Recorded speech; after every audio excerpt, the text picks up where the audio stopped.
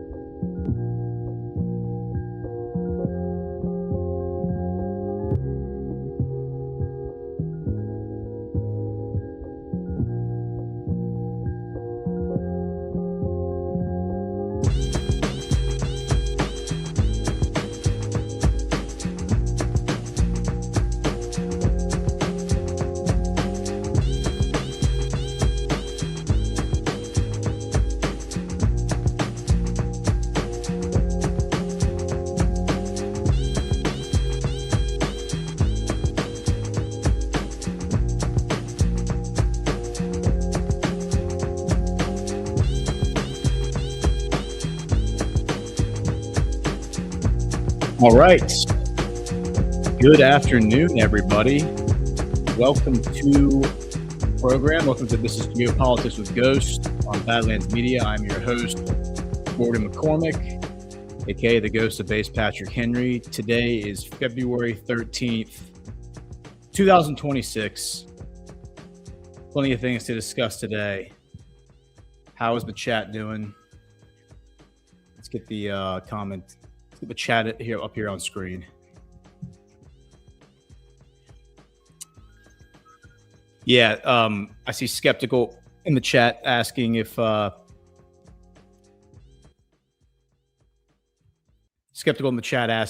you going to talk about SEAL Team 2 in Mexico being allowed to operate by the Mexican Senate? Yes, I am. I'm going to talk about all that stuff. We have a lot to discuss. Probably won't even get to everything that's on my list. I'm trying to I always try to prioritize, like, here are the things I really want to talk about, and then we end up spending 45 minutes on one topic, and some of the things on the list just don't make the cut, unfortunately. But that is something that we're definitely going to talk about. We're going to be talking about the Caribbean. We're going to be talking about Venezuela. Going to be talking probably about the Middle East, inevitably. Certain things that the Trump administration is doing, and maybe even some. We'll probably do some analysis on, like, how the television characters are reacting. Yevi Mex, how deep are you into the Mexico drug lords raid Caesar's Dig? I've looked into it. I haven't gone super deep into the Mexico cartels yet. So if you have anything you want to share, throw a link in the chat. We'll take a look at it. Mexico is certainly seems to be heating up. And there's just weird ops that are happening right now, like the drone thing that happened the other day, and then they said it was actually a party balloon. I don't even know if that's actually what they meant. Chaos. That's what Trump is sowing. He's just sowing chaos on purpose. And I think the whole point of it is to confuse everybody, including the enemy, so nobody quite knows where he's going next. And I think that's all by design. Shout out to Native Path, by the way. That's a sponsor of Badlands, and their stuff is great. Their collagen's great. Their products are fantastic. So just happen to be drinking that coffee cup. All right.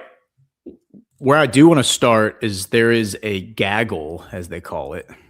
They call it a gaggle. And that is when Trump is, like, walking out of the White House and getting on Marine One, and then the press is right there, and he'll sit there and just talk to them for 10 minutes or so. I want to just watch this whole thing because there's some great clips from here. Maybe we'll pull the clips out. I have the clips pulled up. Maybe we'll watch the clips, but I think the full context sometimes can be beneficial. And what I found is that if I only rely on highlights that other people are like putting out on the internet, oftentimes, when, like with the Gustavo Petro, people were putting out like highlights of the Gustavo Petro press conference from last week. And then when I finally went, like, 3 or 4 days later and read on my show last Friday, the full speech, the context of, like, what he was saying was so much more powerful. It gave so much more, I think, momentum to what, and, like, weight to what the word, like, those little clips were. And a lot of that is just because when you're looking at this stuff for so long and tracking up little patterns, things that other people who are just looking at it because it's the big headline of the day, they're missing some of the little granular details that signal other things, right? So we're going to look at all that. We're going to look at Petro. We're going to look at Maduro. We're going to look at Rodriguez, Venezuela. But let's start with this video. Very good financial numbers, very low inflation.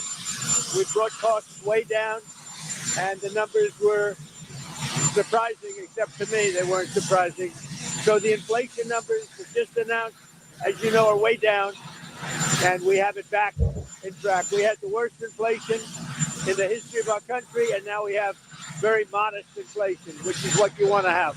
Mr. President, are you anticipating, Mr. President, why hasn't the FBI taken over the Nancy Guthrie case as the lead investigator? Do you have any updates on how that's going? Well, they took it over originally. It was a local case originally, and they... By the way, like, I haven't really tracked the Nancy Guthrie story at all. I only really even know about it because my mom keeps talking about it every time I go to, like, pick my kids up, at the end of the day from her house, because they'll go over there after school.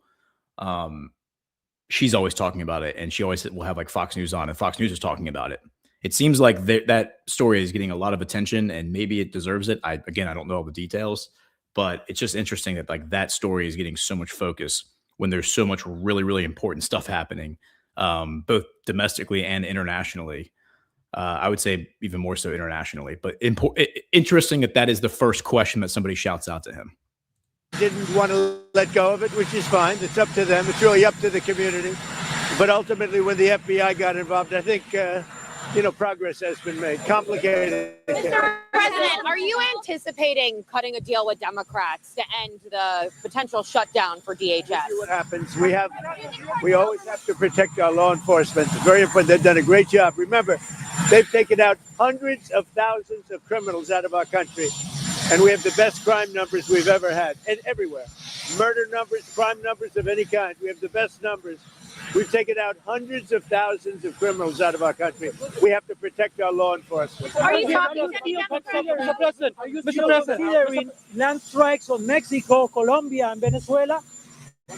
Land strikes, are you planning? About it. Mr. President, do you still have a veto on Nouri al-Maliki to become the Iraqi prime minister? We're looking at... For those who didn't catch that was one of the highlight clips that kind of brought my attention to this gaggle in the first place. The question was, are you considering land strikes on Mexico, Colombia, or Venezuela? And Trump's response was, don't worry about it.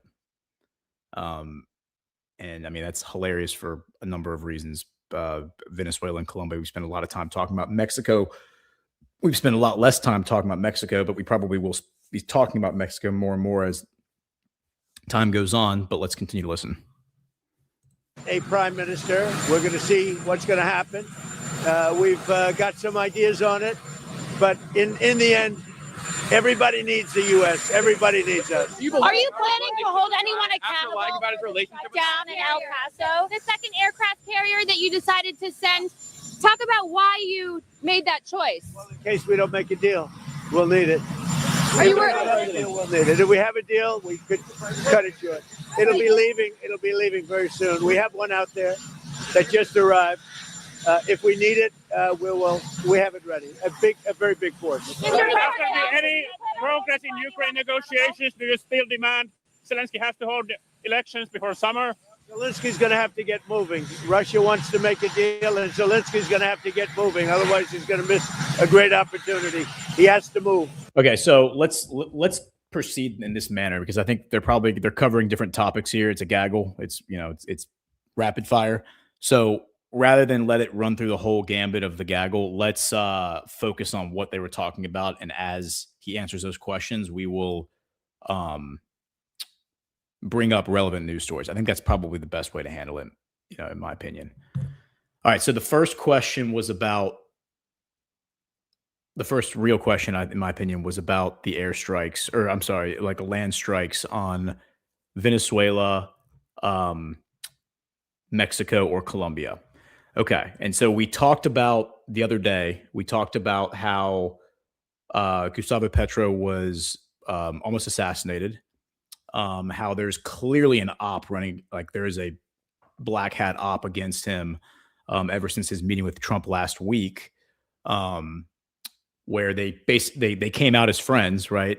Which I predicted was going to happen, and that doesn't really matter. But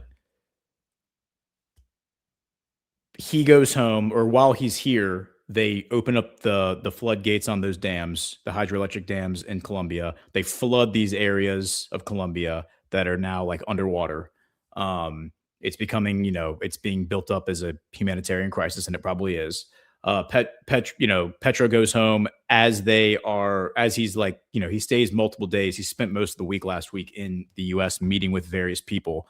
Trump was the first meeting he took.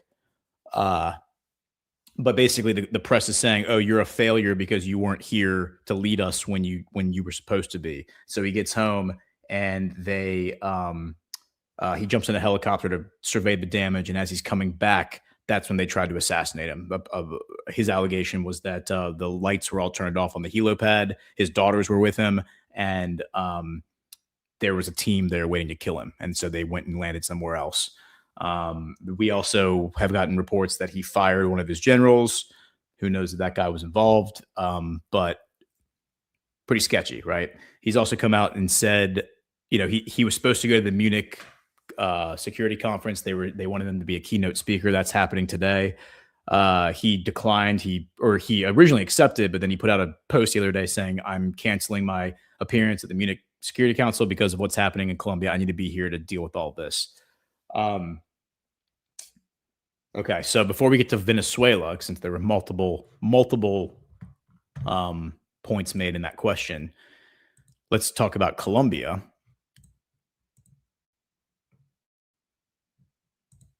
So I have a post here from Gustavo Petro.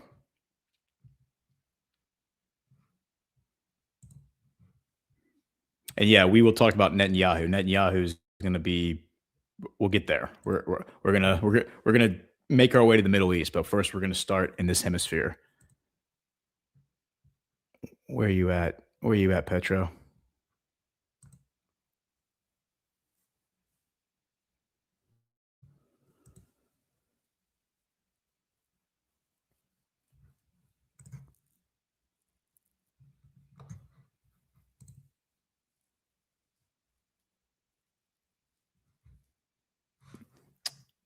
Okay, so while we wait for that, I'm waiting for that to load. I will just keep playing this because it does look like he makes a few more comments about Colombia. Mr. President, are you going to hold anyone? Mr. President, are you personally involved in these negotiations over DHS funding, and where do you see room for compromise? Well, but you have to remember, if you look at Homeland Security, if you look at what they've done, if you look at what ICE has done at Border Patrol, we have the safest border in the history of our country. Nobody comes in other than if they come in legally. If you remember, just a little while ago, a year and a half ago, for a 4-year period, they allowed 25 million people in our country. Many of these people are murderers and drug dealers, horrible things. We've gotten a lot of them out. We now have the best record in the history of our country on crime. It was just announced our crime numbers are the best in 125 years. All right, I have the timestamps. I am here to protect law enforcement and our great Border Patrol, ICE, and others in law enforcement. I'm very much. All right, so I'm jumping forward to where he talks about Colombia again, and he's talking. And again, there's an op to get Trump to shut down his whole deportation campaign. That's obviously an op, and Trump's navigating it right now. Look, I know what they want. I know what they can live with. The Democrats have gone crazy. They're radical left lunatics. That's why their cities are so unsafe. The blue cities are the cities that are unsafe. So we have to protect our law enforcement. Mr. President, you just lifted sanctions on Venezuelan oil. What are the next steps, and when are you going to host El Well, we have a very good relationship with the president of Venezuela. As you know, we're working together very closely. We have our big oil companies going in. They're going to be taking out the oil and selling the oil for a lot of money, and Venezuela is going to get a big part of that money. And the relationship we have right now with Venezuela is, I would say, a 10. Mr. President, the biggest beneficiary will be the people. Okay, so our relationship with Venezuela is a 10, and that's going to come back. We're going to get to Venezuela next. The last part about Colombia is coming up right here. On Venezuela, will you be recognizing Delcy Rodriguez's government as the official government of Venezuela? Well, right now we have done that. We're dealing with them, and really, right now they've done a great job. Delcy's done a very, very good job, and the relationship is strong. The oil is coming out, and a lot of money is being paid for oil by other nations, and we're taking care of it. We're refining it, and we're the only one that has the capability to refine it. Right now, the relationship with Venezuela is as good as it can find. When are you planning to visit Venezuela, sir? I'm going to make a visit to Venezuela. We haven't decided. Are you from Venezuela? From Colombia, sir. We share a border with Venezuela. We just had a good meeting with the president of Colombia. President, on the Munich Security Conference, what is your message to Europe and to the leaders? The only message is we have a great relationship with NATO. We're very powerful. Okay, so I think that's about all of it when it comes to Colombia. And let me just verify that there aren't any more mentions of Venezuela. There are quite a few. Let me see. Most of those have already been mentioned. We've covered it. Yeah, that's it. So we're good. So we can pivot away from this, and we might come back to it for the last few minutes if there's anything relevant. But I want to go now before we get to Venezuela, let's go to Gustavo Petro. So this is a post from Gustavo Petro. He says he is quote posting Diosdado Cabello, and I believe, if I'm not mistaken, Diosdado Cabello is the, let me verify this. He's the U.S. ambassador to Venezuela, because he was all over the place in D.C. last week. No, he's a Venezuelan politician. He served as the Minister of Justice. Let's see. Minister of Justice, Minister of the Interior, and the Minister of Peace. And he's the president of, I believe he's currently the president of the ruling United Socialist Party of Venezuela. And so we have this article from a few days ago, 4 days ago, and it says, U.S. reportedly warns Maduro ally Diosdado Cabello he could be next.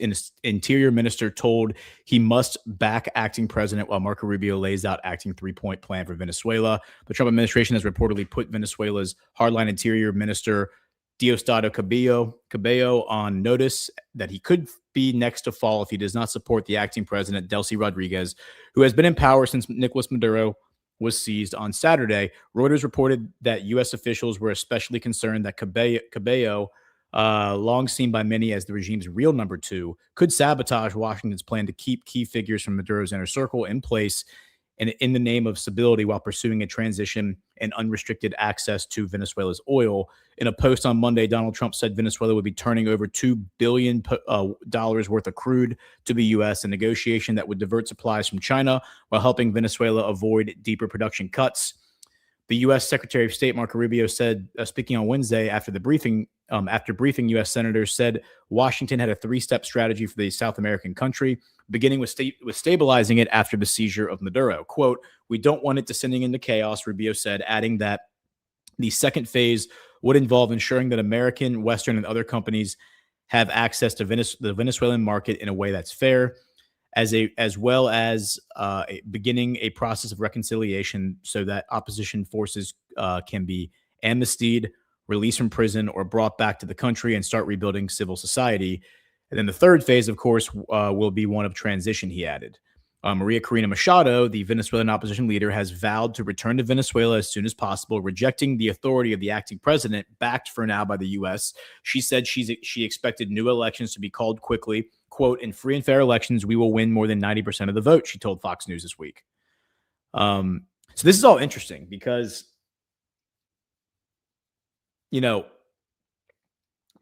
there's so many ways to read this, and I have a specific read on it, but I'm just debating in my head if I should read the Cabello post first that I have here from Maduro.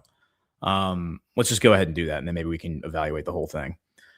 Diosdado Cabello said on his program, Con El Mazo Dando, that the proposal from President Gustavo Petro and to his U.S. counterpart Donald Trump to carry out military actions against drug trafficking on the border between Venezuela and Colombia had already been made previously by Nicolas Maduro a year ago to Petro, and the Colombian president did not respond to him. Now he goes to the United States to say that it's his idea, Cabello assured. That's a really interesting statement. So then we go back to this Guardian article. And it says, Cabello, for his part, has posted videos on social media showing him commanding dozens of heavily armed men patrolling the streets of Caracas. He controls the police, counterintelligence agencies, and the militias known as colectivos. Quote, it's calm, it's tranquil. Your conscious people know what we must do, working to restore the normality that should prevail in the country and to get back to work. Today, shops opened without any problems, Cabello said in one video. Cabello said in one video, pointing to a clock showing 11 p.m. on Tuesday. He's also seen taking photos and shaking hands with civilians and shopkeepers and making a speaker phone call with what appears to be another commander, asking how things are. Quote, in battle, my commander, in battle, my captain, defending our homeland, comes the reply. In another clip, dozens of armed men posed for the camera with rifles raised and fists clenched, chanting, always loyal, never traitors, and to doubt is to betray, the same slogan emblazoned on Cabello's cap, which he also wore at Rodriguez's swearing-in ceremony on Monday, a gesture interpreted by some as a sign of resentment at not being placed in charge and a warning that any concessions to the U.S. would be seen as a betrayal of Chavismo. Cabello has a long history of rivalry with Rodriguez and her brother, Jorge Rodriguez, the president of the Venezuelan Congress, although many considered him the regime's second most powerful figure after Maduro. Analysts emphasize that there was no clear hierarchy. Power was divided among factions, one dominated by Cabello, another by the Rodriguez siblings, among others, that coexisted and competed. Cabello was among the officers who took part in Hugo Chavez's failed coup attempt in 1992 and is therefore regarded as a core Chavista. That is really interesting. That is 100% notable. The interior minister is widely seen as one of the most responsible for the Maduro regime's extensive and well-documented human rights abuses, which included more than 20,000 extrajudicial killings, enforced disappearances and torture, and the jailing of thousands of political opponents. Since Monday, the colectivos under his command have been patrolling streets, operating checkpoints, and checking people's phones in a crackdown aimed at consolidating authority after the U.S. attack. The regime has issued a decree declaring, quote, a state of external commotion, in effect a state of emergency, ordering the, quote, immediate search and capture of anyone involved in the promotion or support of the U.S. armed attack. At least 16 journalists and media workers were detained, 14 in Caracas and 2 near the Colombian border, and 15 later released, one of whom was deported. So it looks like they took in 16, they released 15. So maybe one of them, it's very common for like these intelligence operatives to pose as journalists. It's like their cover, right? Or they're like human rights workers, or they're like Red Cross workers or whatever. They always have a cover, right? So they detained 16, they released 15 of them. Maybe one of them was legit CIA or something. On Tuesday, the acting president declared 7 days of national mourning for those killed in what was the first large-scale U.S. military attack on South American soil. Rodriguez also named General Gustavo Gonzalez Lopez as the new commander of the Presidential Honor Guard, replacing Major General Javier Marcano Tabeta, although Tabeta survived the operation that captured Maduro, in which at least 24 Venezuelan soldiers and 32 Cubans were killed, most of them part of Maduro's personal security detail. His position was said to have become untenable amid criticism over an alleged failure to prevent his leader's capture. The acting president also hardened her rhetoric against Washington, saying in a televised address that no external agent governs Venezuela, a clear rebuttal to Trump's claim after Maduro's capture, the U.S. would run the country. So, there's a lot of different ways to look at this. The way that I'm mapping onto the narrative around Venezuela and Colombia right now is that Trump is leaning in to a long-standing narrative that the deep state has established, going back to Hugo Chavez, that there are bad actors, criminals, and terrorists operating at the highest levels of their government.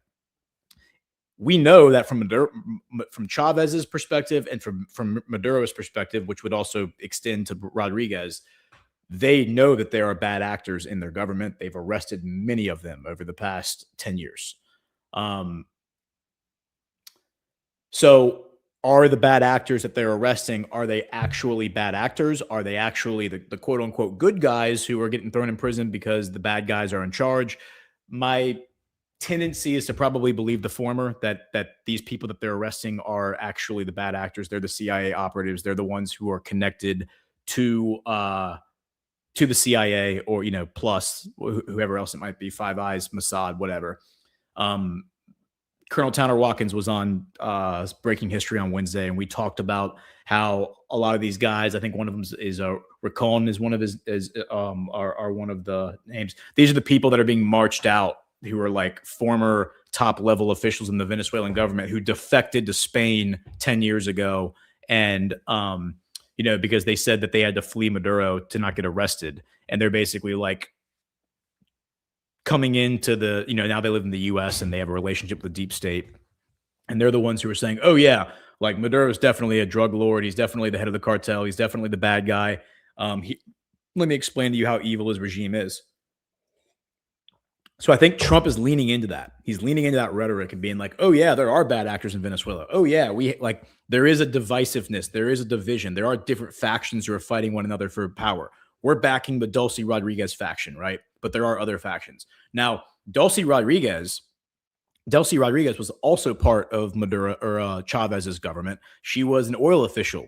That's how she started out in Chavez's government, which makes it really interesting that she's now the president. She's also the person that we know was handpicked by, like, this Guardian article misrepresents the facts. We know for a fact that she was handpicked by Maduro to be his successor while he's gone.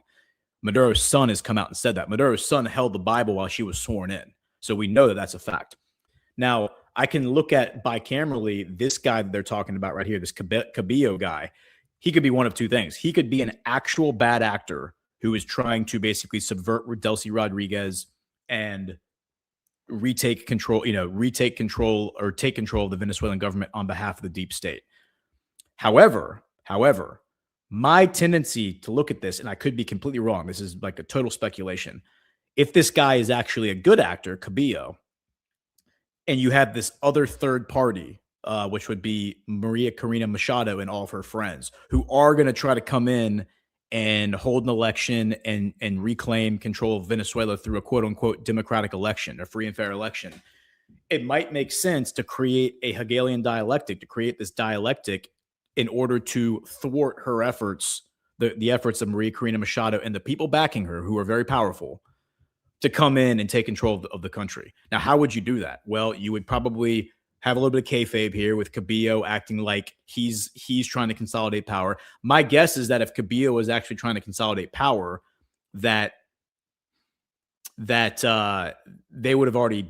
have spilled out already. I think that he would have already been arrested. There already would have been some sort of a coup attempt. That's just my guess. I'm just guessing right now.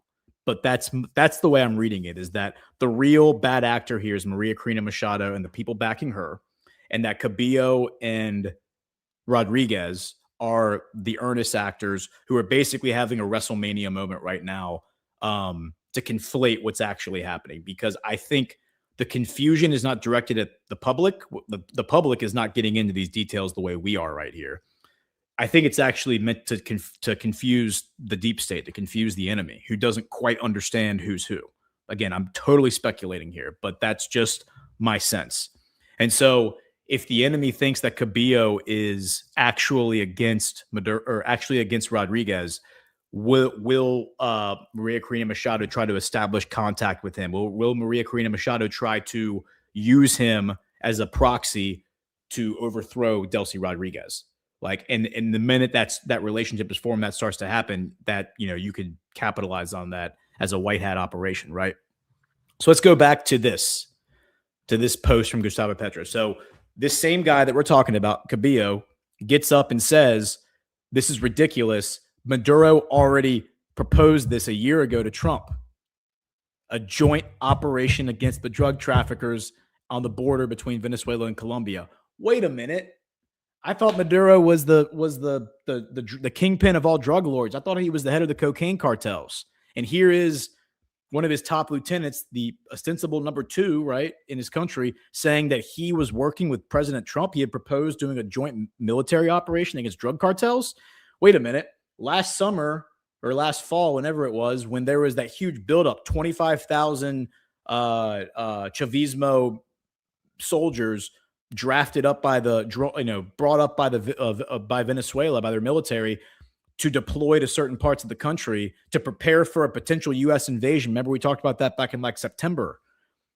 We speculated that that was actually being done like in a kinetic operation against the drug cartels, and that the cover was that they were pretending, or they're preparing for a U.S. invasion of Venezuela. It seems like, based on what this guy's saying, that our speculation back then might actually have been accurate. So here is Gustavo Petro quote posting this guy with a very long explanation. He says, Diosdado is right. But okay, wait a second, guys. I'm going to unshare and reshare my screen because I just got that annoying message from StreamYard that says we're no longer sharing your audio from your share. So just hold on one second. We're going to stop sharing. We're going to reshare. This isn't super annoying. It always does this, but this is why sometimes when I share stuff, the audio doesn't play. It's because of this stupid little glitch that keeps happening. All right. So here's Gustavo Petro. Diosdado is right, but he's mistaken on one detail. I proposed to Maduro that we advance joint operations between the two countries, Colombia and Venezuela, along the border to stop the ELN, which is the Liberation Army, the National Liberation Army. That is the one that Gustavo Petro said a year or two ago was working for the Sinaloa cartel, for the Mexican cartel. He said when the dialogue with the ELN froze, in that dialogue, Venezuela, just like Norway, had been helping as a guarantor country since the Santos government. I think Santos was the that was the former Colombian government. Between the ELN and the Colombian state, a ceasefire was never agreed upon. The murder of nearly 200 peasants by the ELN and its conflict with the 33rd Front in Catatumbo. Furthermore, I invited the United States Biden administration, spoke with Macron and with Maduro to carry out a naval blockade on the route to Haiti in order to stop the flow of, or you know what? I wonder if this is the Santos government. Hold on one second. Let's just verify who the Santos government is. Does he mean because I think the current government of Spain is the Santos government, but let's see if there's a Colombia. Yeah, so former president of Colombia from 2010 to 2018. I assume that's who they're referring to. Yeah, they got to be referring to that. Juan Manuel Santos. Okay, let's continue. Furthermore, I invited the United States Biden administration, spoke with Macron and with Maduro to carry out a naval blockade on the route to Haiti in order to stop the flow of drug trafficking to the island, which comes precisely from cocaine originating in Catatumbo. That flow finances the gangs that are destroying Haiti. That is a fascinating disclosure. So the cocaine that's coming out of Catatumbo is financing the gangs that are destroying Haiti. And Diosdado is wrong. Yes, there was a coordinated operation by the Venezuelan government against the ELN in Zulia, which is southwestern Venezuela. And yes, the Colombian army did act against the ELN from the Tibu side, which is southeast, or I guess East Colombia. The coordination was achieved by Defense Minister Velasquez with General Padrino. So Velasquez is on the Colombian side, and Padrino is their defense minister on the Venezuelan side. The coordination weakened on the Colombian side due to the worsening of the U.S.-Venezuela relations and the state of war that was experienced. I never supported any form of invasion of the brother country, nor the bombing of Caracas. And I believe that action against drug trafficking from a police perspective must now be at a global level and deeply at the Latin American, Caribbean, and American level. That is why we have established the coordination of police intelligence and Manaus, involving Brazil, Venezuela under Maduro's government, Ecuador, Peru, and Colombia. There is strong coordination underway between Ecuador and Colombia in the south, and I propose that in Cucuta, we install the intelligence coordination between Colombia and Venezuela, which would be very important to free the Colombian and Venezuelan peasantry from illegal armed groups linked to drug trafficking. As part of these actions, Colombia, Ecuador, and Venezuela have carried out arrests of major cocaine buyers in all three countries. In most cases, Albanian citizens in Europe. Wow. I'm thinking right now of Colonel Oak coming on the Book of Trump last week and talking about the Kosovo war, right, from 1999, which was, Kosovo is Albanian ethnically Albanian citizens living in Serbia. That's Kosovo. And he was talking about all the gangs that are Albanian there. That is fascinating. Because of the suspicion raised by those nationalities in the joint action, I said that there is no quote unquote cartel of the sons, but rather the Drug Trafficking Board, a multinational coordination of mafias developed in Dubai, the largest buyer of cocaine in Colombia, in the Zulia and Apure regions of Venezuela, and in Ecuador along the border. The creator of the submarine technology comes from the Drug Trafficking Board. He's talking about the semi-submersibles that they've been busting lately. The Drug Trafficking Board has managed to penetrate inside the Colombian state, in the police, and the Attorney General's office. So he's saying that there are bad actors, there are infiltrators from this transnational cartel that are inside the Colombian government. I am the one who passed information, and you got to think that those people are also in Venezuela. I am the one who passed information to the Attorney General's office and police, into police intelligence, so they would begin investigating. Strangely, there is nothing there about the existence of the board. That is why some of them want to assassinate me. I asked President Donald Trump for the strongest possible articulation of our state intelligence agencies to investigate this matter. The seizure of the submarine carrying 10 tons near the Azores in Portugal and the operation are the result of this articulation. I have repeated that this method is more effective and saves human lives. The submarine left empty from Unguya, Ureba, and arrived at the mouth of the Orinoco, where it was loaded with cocaine and then headed to Europe. Wait a minute. Orinoco is Guyana, if I'm not mistaken. Let me verify this.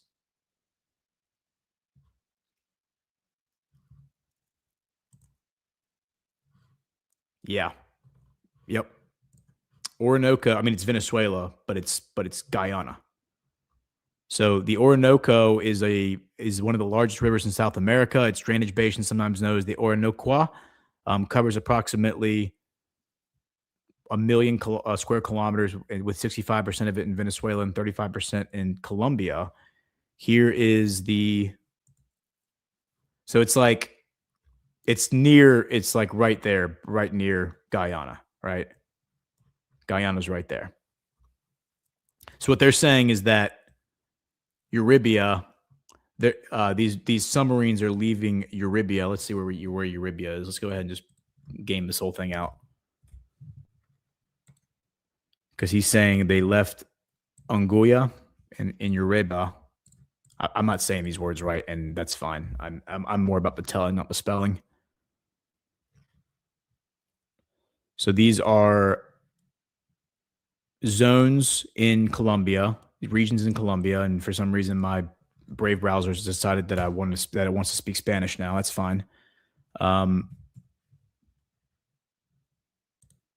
Let's pull a map up of these places.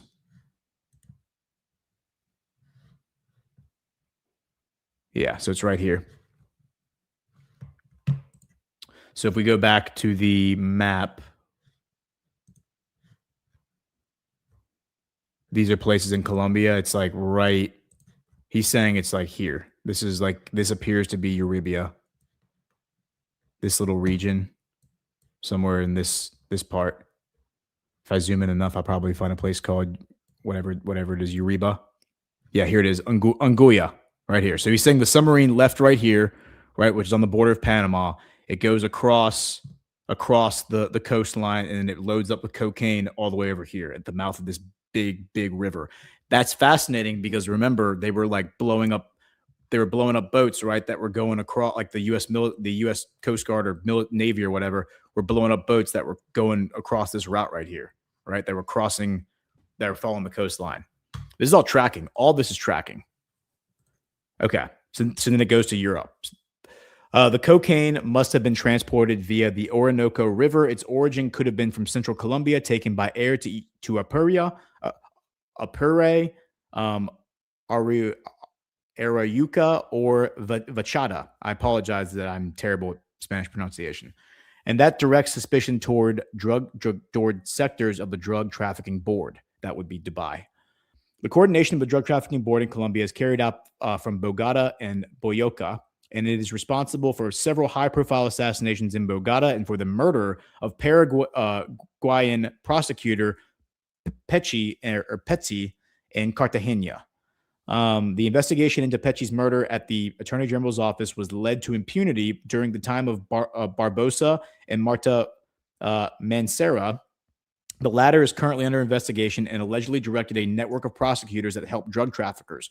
One of those cases is that of the CTI director in Buenaventura, who coordinated the delivery of tons of cocaine to Europe. Jeez, man, this is like blowing my mind. This is really, really interesting. So he posted this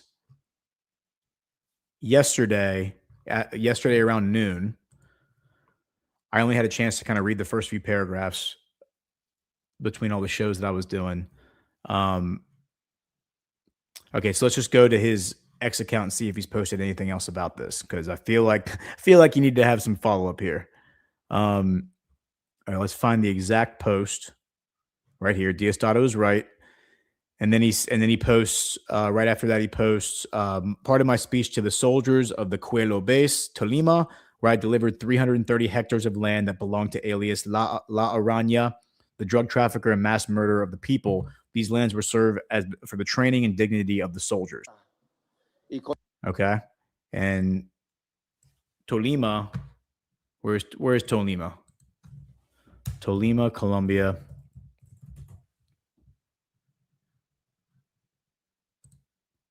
Okay, so here's Tolima. So Tolima is right in that same little area.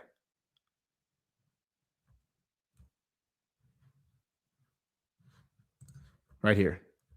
So he's saying that Tolima is right here, like west of Bogota, south of Medellin.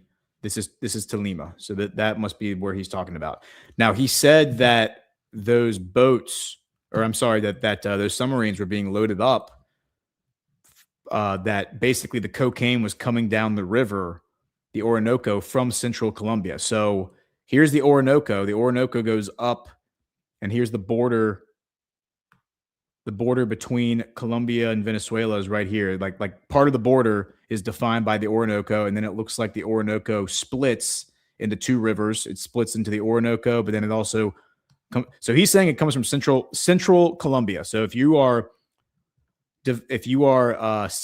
refining cocaine, creating the cocaine somewhere in central Colombia, you put it on boats, you ship it up here to this fork in the river, and then you send it down the mountain, because these are all mountains right here, down to the basin of the Orinoco out here by Guyana. That's what he said is happening. He said the cocaine's coming from central Colombia, then it comes down the river. And man, if I were to go pull up those maps that we looked at 5 months ago of where all those troops are being deployed, a lot of them are being deployed in Zulia, which is like right here. And then this region, I mean, they were being deployed right around where this river is. So I think that kind of reinforces the theory that those Venezuelan soldiers were being deployed. You know, they said they were preparing for an invasion from the U.S., but I think they were actually going after all these guys. And they were doing it from the Venezuelan side. He said that he had guys coming at it from, this is Petro, from the Colombian side as well. So definitely joint operations happening. Let's go back to his X account. Okay, so now that he's just, there's a lot of like economic stuff that he's posting about. I don't want to get into the weeds on that, because we're talking specifically about the drug cartels. See if we can find anything else about the, yeah, so he's making some economic moves about the minimum wage.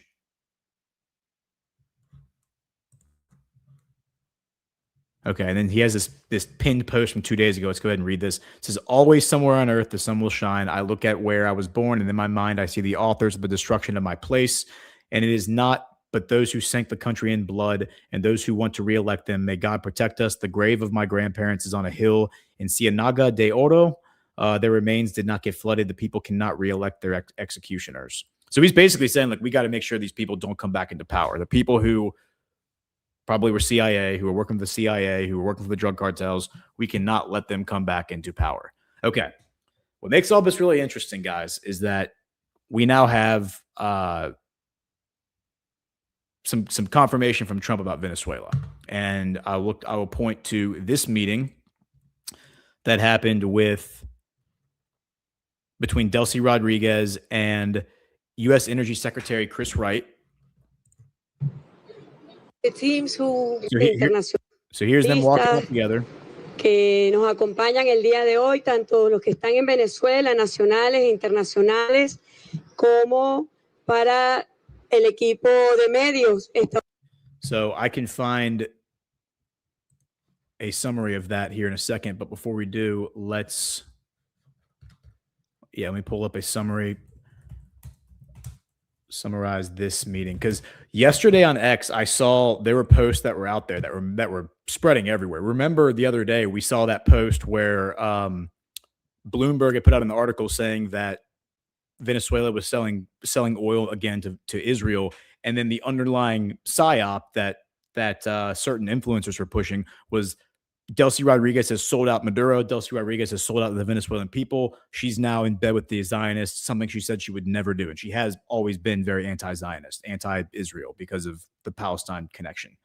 And then she came out and others in her government came out and said, this is all wrong. Like this did not happen. Like that's a lie. Then I saw posts yesterday and this morning implying that Chris Wright said that the U.S. government does not recognize Delcy Rodriguez. Like that, I saw those posts everywhere. And that didn't really make any sense to me because it's like, wait a minute, why would Chris Wright be saying that if Trump is saying the opposite? But again, there are like psyops being run all over the place. And so let's look at I just asked ChatGPT to summarize that press conference. And it says the video shows U.S. Secretary of Energy Chris Wright meeting with Venezuela's interim president Delcy Rodriguez in Caracas. Wright's visit to Caracas in February 2026 marked the highest level U.S. engagement in Venezuela since in decades, following a major shift in relations after U.S. forces captured Maduro in January 2026. Main focus of the meeting: revitalizing Venezuela's oil industry. Wright and Rodriguez discussed plans to revive the Venezuela energy sector, which has suffered from decades of underinvestment, mismanagement, and sanctions. They emphasized encouraging foreign investment, particularly for U.S. oil companies, and opening Venezuela's oil fields for production growth. Economic cooperation and investment. Wright spoke about boosting Venezuela's oil, gas, and electricity production, hoping that cooperation would bring more jobs, prosperity, and higher quality life for Venezuelans. Political and strategic dimensions. The third point. The talks took place in the context of easing sanctions and new energy law reforms passed by Rodriguez's government to allow private investment. Wright stressed that cooperation would benefit both nations and the Western Hemisphere.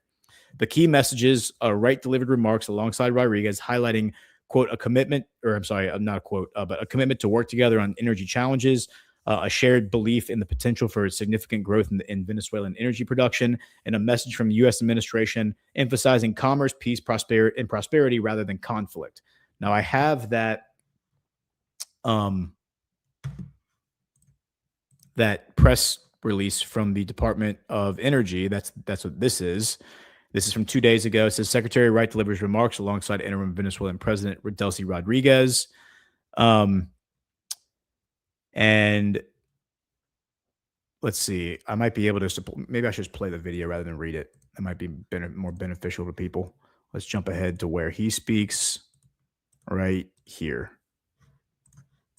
It is an honor to stand here. Thank you so much, Interim President Rodriguez. It is an honor to stand here with you today and to be among the tremendous people of Venezuela. As Interim President Rodriguez mentioned, our countries share a long history that has gone through different chapters, as all relationships do. But I bring today a message from President Trump.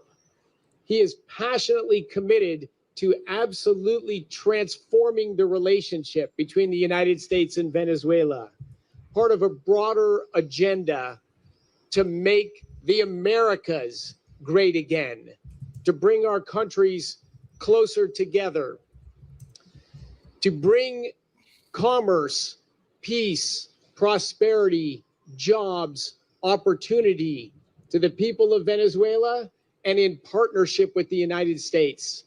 These are not just words or ambitions, but we have very specific plans and very specific actions already. I realize I forgot to stop for the translator. Muchísimas gracias, Presidenta Interina Rodríguez. Es un honor estar a su lado el día de hoy y entre el maravilloso pueblo venezolano. Como dijo la Dude, it's all good, Chris. That is definitely something that I would do too. So, you know, I love seeing that they're human just like us, because I would have definitely forgotten to pause for the translator. mensaje del presidente. Skip ahead a little bit. In doing this to my translator and her irresponsible partner in doing this.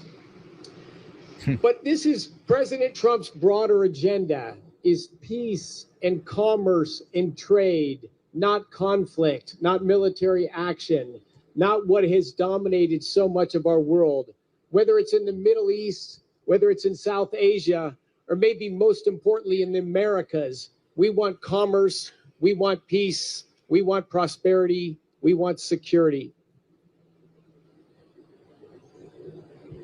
Felicidades a la intérprete y a su socio tan irresponsable. Pero esto es parte del trabajo.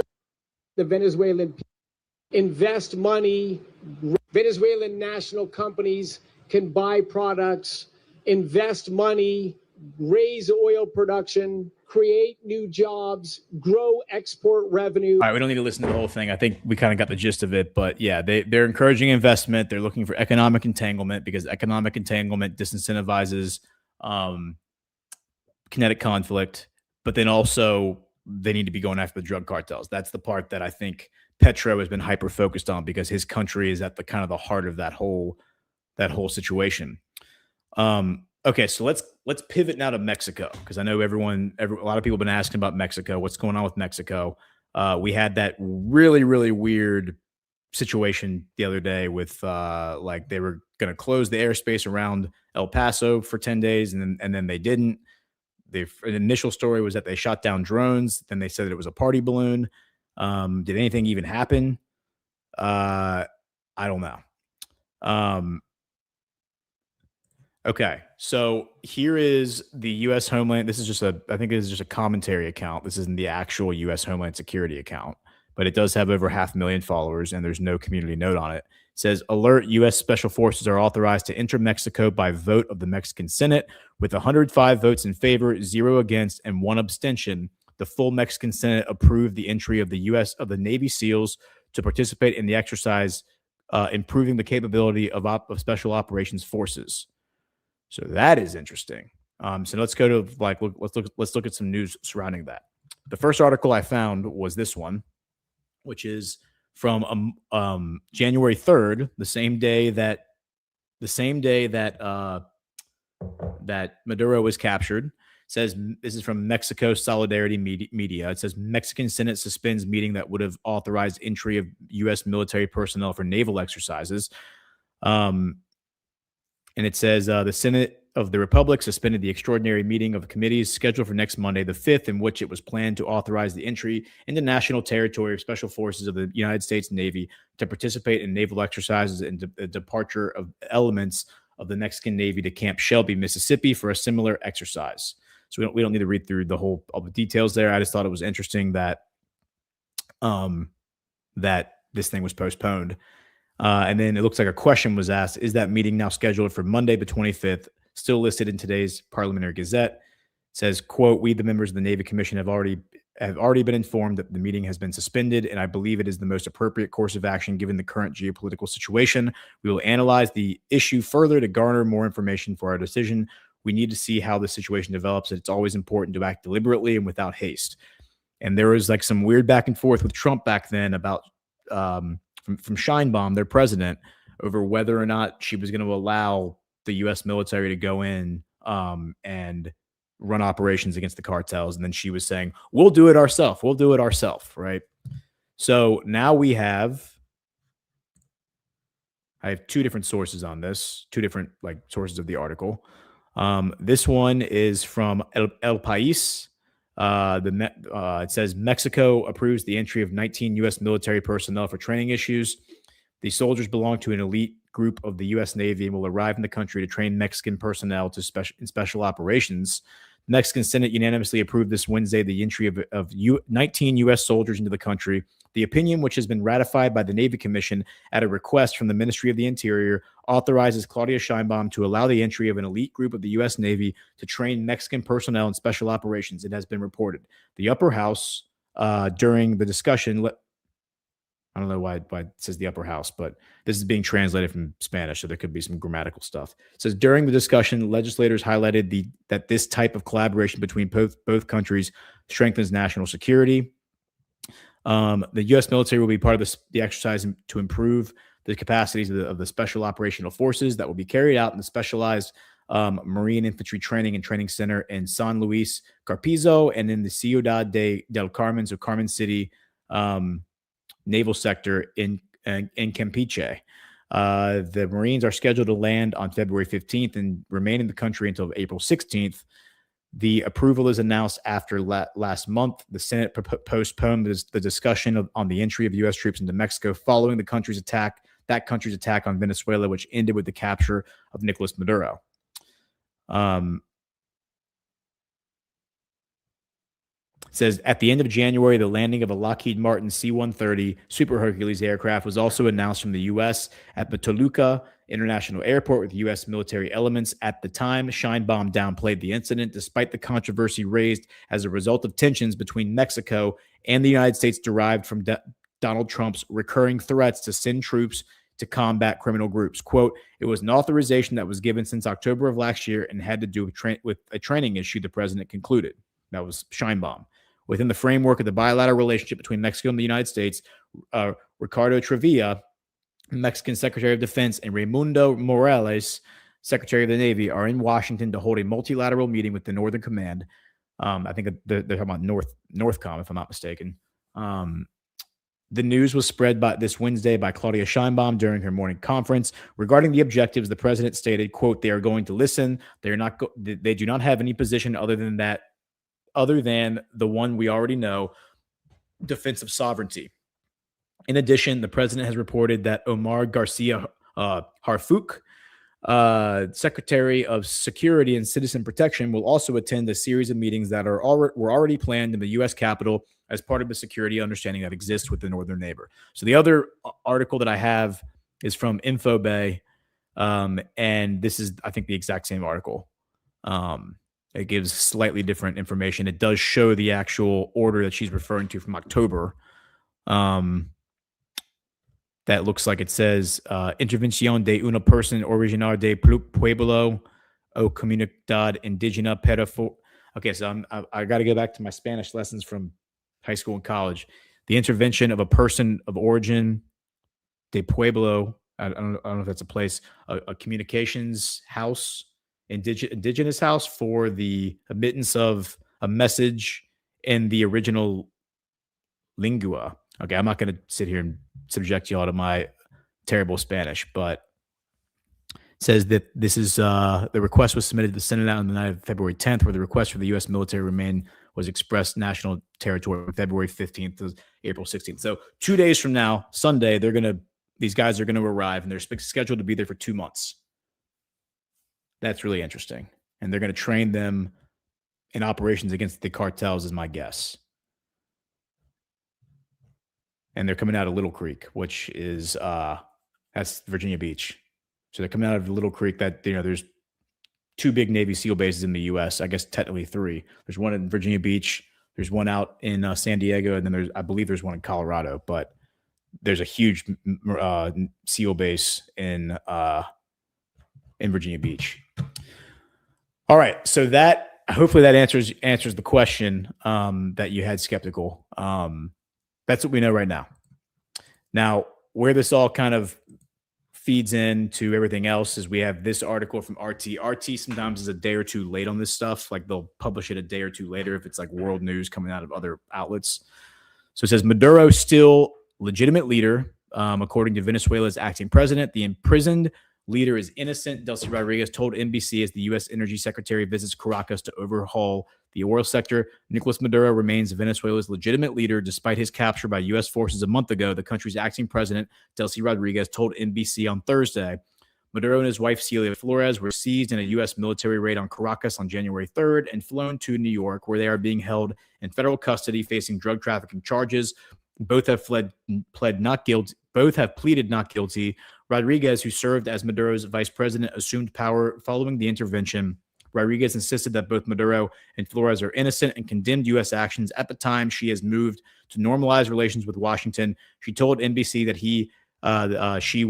she has been invited to the U.S. Capitol and is contemplating coming there once we establish this cooperation.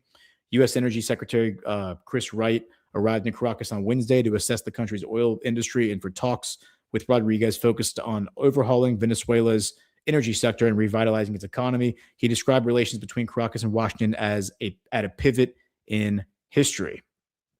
And then U.S. President Donald Trump has warned Rodriguez that if she doesn't do what's right, she's going to pay a very big price, probably bigger than Maduro.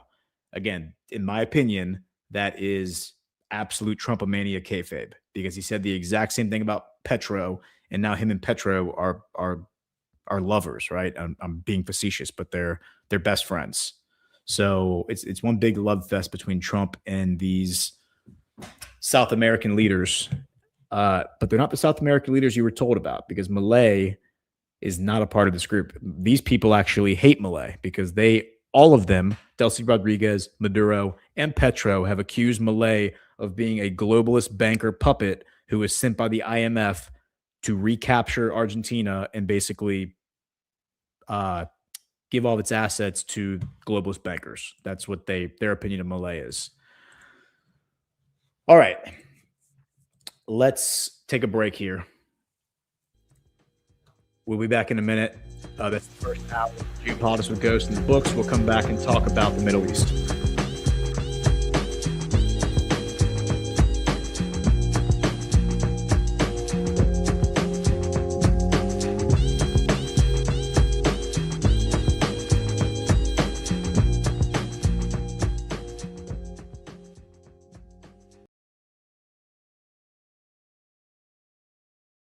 All right, we've had enough. For centuries, men have been discriminated against, overlooked, and just downright forgotten. On Valentine's Day, men have bought chocolate, flowers, cards, and presents for the lady in their life, while men have got neglected. Never fear, ladies. This Valentine's, show the man you love you haven't forgotten him with a gift from Manly Cans. Manly Cans are gift cans for men, featuring local products and reusable packaging, with nationwide shipping and local delivery. Give that special man in your life the perfect Valentine's gift from manlycans.com.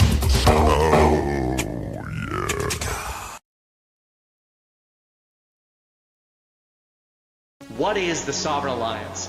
The Sovereign Alliance are a collection of leaders and countries that are aligned not in the vision for their countries, but against a vision that has been thrust upon them.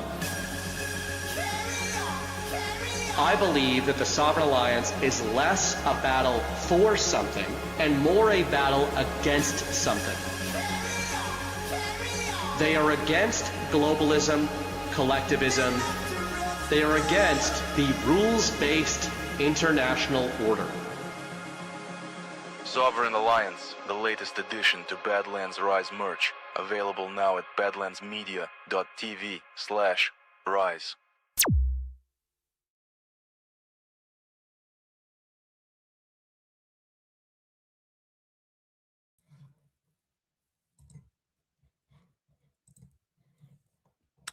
Maha yourself with supplements that don't suck from Conscious Strength. Founded by Badlands' very own Jordan Sather in 2019, Conscious Strength products are made in America and won't break your bank, unlike other online brands. Their lineup includes collagen for strengthening joints and hair, electrolytes to get rid of those cramps, greens powders that taste good and mixes easy, Shilajit gummies, methylene blue, zeolite, and more. Flip the finger to pharma, be your own doctor, and get supplements that you can trust from Conscious Strength.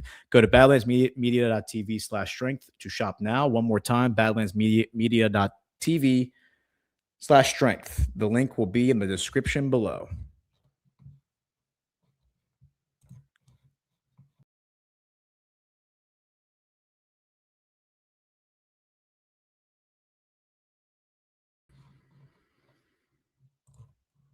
Fellows, quick question. Is your beard intentional, or is it just happening to your face? If it's dry, crunchy, or doing whatever it wants, that's not rugged, that's neglect. Soft Disclosure Beard Oil fixes that. A few drops softens the hair, conditions the skin underneath, and takes your beard from chaotic to dialed in. No grease, no overpowering fake scent, just clean ingredients that actually work. And now we've added the upgrade. Our new boar bristle beard brush engraved with the Soft Disclosure logo and proudly made in the USA. Real bristles, real comfort. It distributes the oil evenly, trains the beard, and makes it look like you meant to grow it that way. And here's the move. When you grab a beard oil, you can add the brush for 25% off. Buy the brush by itself, full price. So do it right. Soft Disclosure Beard Oil and the new boar bristle brush. Visit softdisclosure.com and level up your beard game.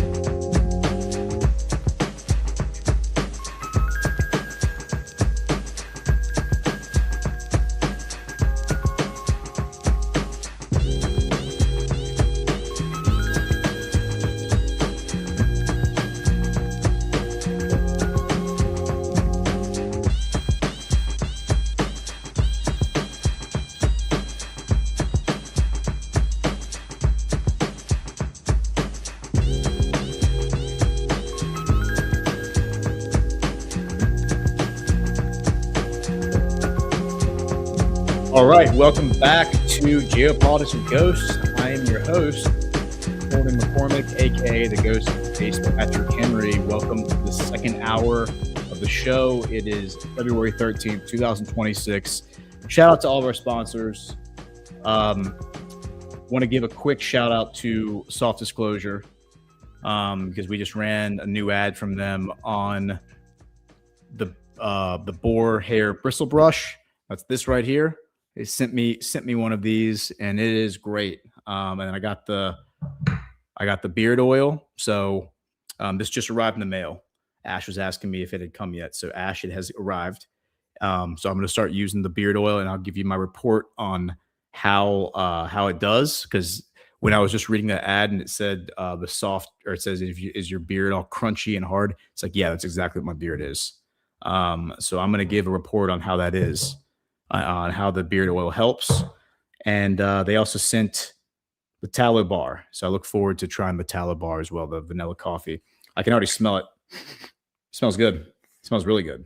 So looking forward to that. I'm sure my wife will, or my daughter will probably steal that from me because they love chapstick type products. So thanks again to Soft Disclosure. We love the relationship we have with them. They're a great partner. So go get your beard oil. Go get your boar bristle brush. Softdisclosure.com. Okay, so let's now go to the Middle East. Real quick, let me see if I can find this post that I saw. I just want to see if I can find this, because it really bothered me that I saw this morning and last night. If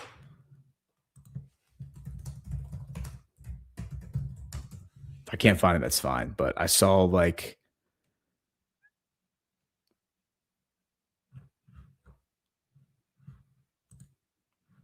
I just saw that they were there's accounts that put up the headlines, like they just write the thing out and they show a picture. And then they try to push a narrative. Those were the accounts that, here it is, found it. Well, this is just one of them. So this guy, Washington Abdallah, who has 73,000 followers, and is in his account, in his bio, it says, Doctor in Derecho en Ciencias Sociales, Doctor in Diplomacia. So this guy has So he's a writer for Infobay and El País, Uruguay. So those two outlets we just read, like if this guy's writing for them, then maybe that is serious. But it says elections in Venezuela soon. Secretary Wright said in an interview with the press that the U.S. does not recognize Delcy Rodriguez's interim regime and said that she has to hold elections in Venezuela. Quote, she recognizes that it is a necessary condition. We have a plan. She knows what the plan is. The plan must go through the elections. This is fake news because we obviously just listened to Chris Wright say the complete opposite. And this was posted yesterday. That video we just watched of Chris Wright and Delcy Rodriguez was from 2 days ago. So this guy's a liar. He probably works for the bad guys. That's just my assessment. And if I'm wrong, sue me, Abdallah, because you are a liar. This is fake news. Shame on you, Washington Abdallah. But I saw a lot of other like shill accounts regenerating that that BS headline, and that just goes to show you like how quickly fake news can spread across social media, because nobody is citing a source, nobody is showing a video, nobody's doing. He says the guy went on whatever and said this. Okay, well, so play the damn video. Doesn't do it.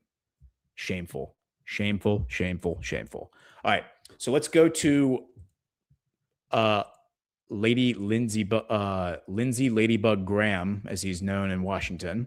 I don't know why he has that nickname, but it's probably a totally heterosexual backstory, I would imagine.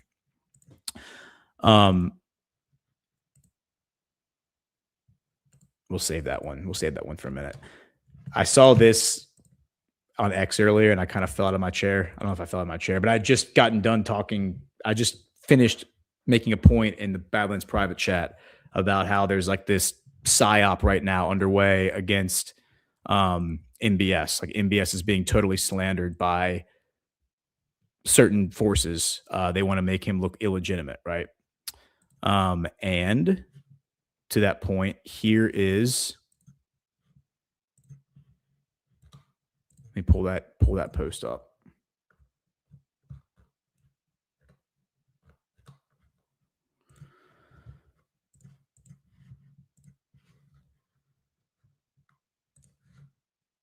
And I'm sorry, I don't think I was sharing my screen, but here's that post that we just talked about. Washington Abdallah. This is fake news. Fake. You know what? We're going to go ahead and blow you up. Fake news. Just have to warn everybody. All right. So here's Lindsey Graham, and it says from Disclosed TV, he did some sort of an appearance, because there's a lot of clips of him from this appearance. And it says, Lindsey Graham's message to the Crown Prince of Saudi Arabia. Let's hear it, Lindsey. What I'm going to tell anybody that will listen in the Mideast, don't let this moment pass. Be smart, but don't be locked down with fear. And as to MBS and MBZ, knock it off, Saudi Arabia. Knock it off. I'm tired of this crap. MBZ is not a Zionist, and you're emboldening Iran by having this conflict. Now, I know they got differences in Yemen and they got differences in Sudan, but we got to think big picture. To any leader in the region that doesn't understand you're on the verge of history, history would judge you poorly, because you are. So what I'm going to tell Knock it off. Knock it off, guys. All right. Cut the malarkey. Cut the malarkey. That's really interesting that he would comment on that, because this is something that I've kind of been observing. Like, I haven't really been commenting on it. I've kind of just wanted it to unfold. Sometimes it's okay to withhold belief. Sometimes it's okay to not have an opinion on something. Like, even as deeply in the mesh and like research as I am in Saudi Arabia, just because something notable happens or, is happening in the news with Saudi Arabia doesn't mean I have to have an opinion on it. I can sit back and like let it unfold and be like, all right, well, I think it might be this. Let's wait and see what happens. So here is an article from yesterday. I think this is like an op-ed from RT. It says the Middle East is splitting into rival blocs. The region is entering a season in which old assurances are fading and new habits of power are being learned in real time. Across the globe, the post-Cold War settlement that once carried the promise of Western primacy is no longer taken as an unshakable fact. Its vocabulary remains in circulation, yet real-time history continues to contest its authority. In the space left behind, many states are seeking a different idea of order, one that sounds less like instruction from a single center and more like negotiated balance amongst several centers. In such a moment, regions that were once treated as arenas begin to behave like authors. The greater Middle East is one of the first places where this change is becoming visible as a messy strategic recomposition in which security is no longer outsourced and alliances are no longer assumed to be permanent. So that's really a really wordy way of talking about this growing split between Saudi Arabia and the UAE. Now, I don't know if this is like, I've been tracking this. I've talked about it a little bit, but I haven't gotten deep into it. What's very clear is that Saudi Arabia and the UAE are leaning into this. At the very least, they're leaning into it. It could be legitimate. It could be totally real. But they're leaning into this growing rift between the two countries, with the UAE going and partnering with India, which is a longtime Israel ally, U.S. ally, British East India Company.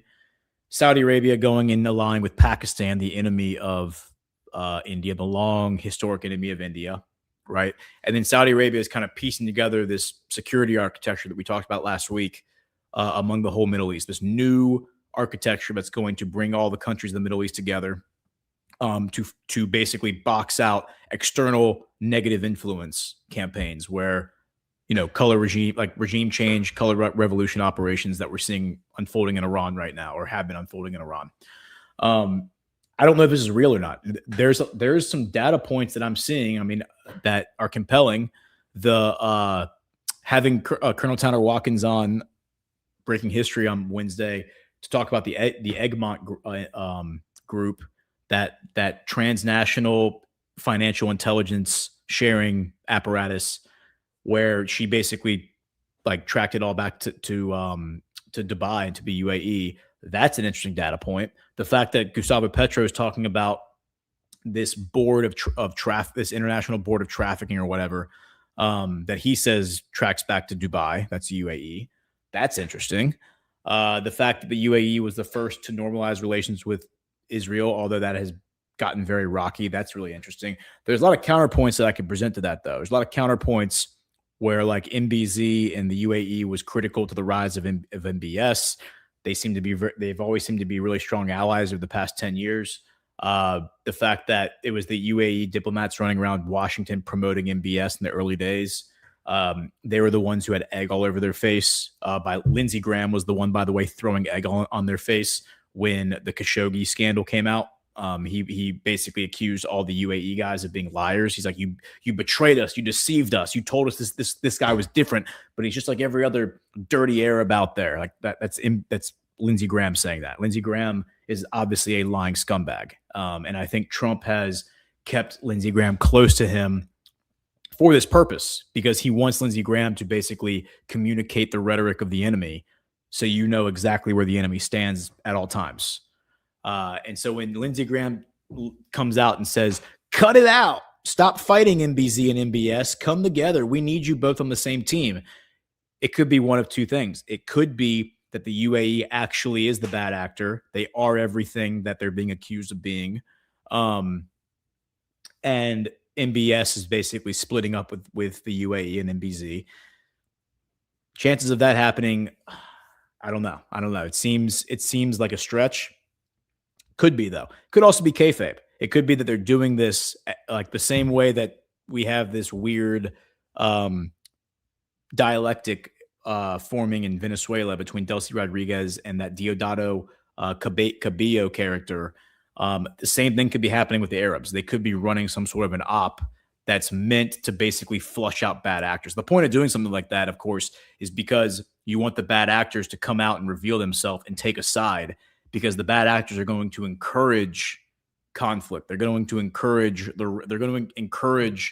should I say, they're going to try to tip the balance toward a certain outcome. And then you know what the outcome that they like when you know somebody's a bad actor and they're pushing for a certain outcome.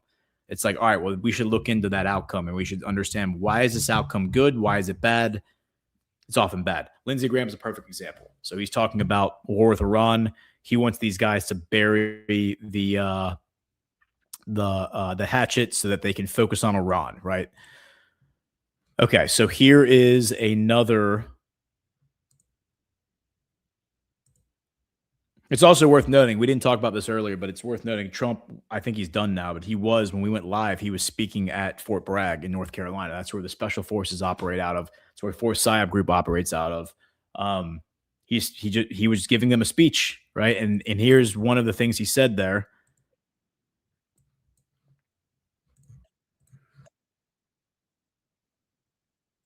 Hold on. StreamYard did it again. They did it again. Hold on. StreamYard, you know what? StreamYard, you're out. You are out. That's 3 strikes. I actually don't have any other options, so I got to use StreamYard. But all right, let's try this again. But it was so precise, so incredible. Nobody thought a thing like that could happen. They even talk about the discombobulator because they never got a shot off. The Russian equipment didn't work. The Chinese equipment didn't work. Everyone's trying to figure out why it didn't work. Someday you're going to find out. But it didn't work. It's nice when you can fly in and not get shot at. Unbelievable. Okay, so, nothing really big there, but just interesting that Trump was talking about that as we were going live. All right, so here's Lindsey Graham in that same little appearance talking about the Ayatollah. I think you do go after the oppressors, kill the ones who kill the people. Their economy is in tatters. They've been beaten pretty badly. They're as weak as they can be, but they're still dangerous. Compare that to doing nothing. So these are your choices. You either execute a plan using military capability of the United States with Israel, working with people on the ground to bring the Ayatollah's regime down, or you do nothing but have talked. If the Ayatollah is still standing, Cristiano, when this is all over, it will be a disaster of generational proportions. He stood down the West. He did it yet again. And all the people who were on the fence will slowly be rounded up and killed over the coming years in Iran. I think you do. I want to play that last part, that last little 10 seconds again, because, again, what the bad guys are doing right now, everybody, you need to understand this. The bad guys who have ingratiated themselves with President Trump, they are trying to infiltrate the MAGA movement and rebrand themselves as MAGA, so they can be the successors of the movement when Trump is retired, right, when he's done. They're revealing themselves right now, and you got to pay attention to who they are and stop cheerleading. Put down the pom-poms and use discernment and use critical thinking, because not every message that comes out of Trump's mouth is actually what's going to happen, nor is it positive, nor is it the thing that we actually want to happen. And remember, Trump changes his mind all the time. He tells you he's changing his mind. Yeah, I decided to change my mind. So stop cheerleading for every little word that comes out of Trump's mouth and focus on how the television characters are reacting. Let's play that last little part again. Proportions. He stood down the West. Right? He's talking about Trump standing down against Iran. Generational proportions. He stood down the West. He did it yet again. And all the people who were on the fence will slowly be rounded up and killed over the coming years in Iran. I think you do. He's saying that because Trump stood down, right? Because Trump stood down and didn't follow through militarily to back the rioters and protesters in Iran, all the people who were leading the protests, who were on the fence, are going to be rounded up and killed. By the way, we also got reports from Iran. Let's just go ahead and pull that up so we can kind of clear the air on that. We saw that Khomeini, I'm not even sure if Khomeini's alive. I've been pretty obvious, pretty honest about that. But let's see. Khomeini, where was it? It was because I saw that Iran was giving clemency to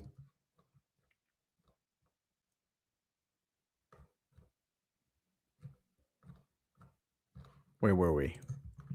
Iran giving clemency. It was the Ayatollah had basically given clemency to a bunch of the protesters. Well, we'll play the next clip, and while it's playing, I'll look for that. But yeah, the Khomeini apparently has given all but like 700 people he's given clemency to. So they arrested a bunch of people. He's given clemency to most of them. And then there's 700, as I understand it, that have not been given clemency. Those are probably the 700 they determined, all right, these are the CIA operatives. These are the guys who were actually instigating everything. So the idea that they're just like going to rounding people up and hanging them is not actually happening, at least according to Eastern media. All right, so now let's go to this clip from Lindsey Graham. Here's what I believe. They're the weakest they've been since 1979. It is a regime with American blood on its hand. It is the great disruptor of the region. It's a religious theocracy that if they could get a nuclear weapon, they would use it to advance their religious goals, which are three: purify Islam, destroy the Jewish state, and come after us. Hitler wrote a book. He wanted to kill all the Jews. Nobody believed him. I believe the Ayatollah and his regime, not the Iranian people, are religious fanatics, religious Nazis. Hitler wanted a master race. They want a master religion. So why don't I mention that? There's no negotiating with these people, in my view. They're hell-bent on enacting an agenda based on religion that teaches them to lie, teaches them to destroy in the name of God. So President Trump said something that's going to be the best thing he ever said, or maybe the worst thing he ever said. When asked, what should the protesters do? Keep protesting. Now, that came from a man who genuinely believed that. That wasn't a calculated response. Ronald Reagan went to the Berlin Wall, and we still talk about it. He didn't say, do you mind lowering it?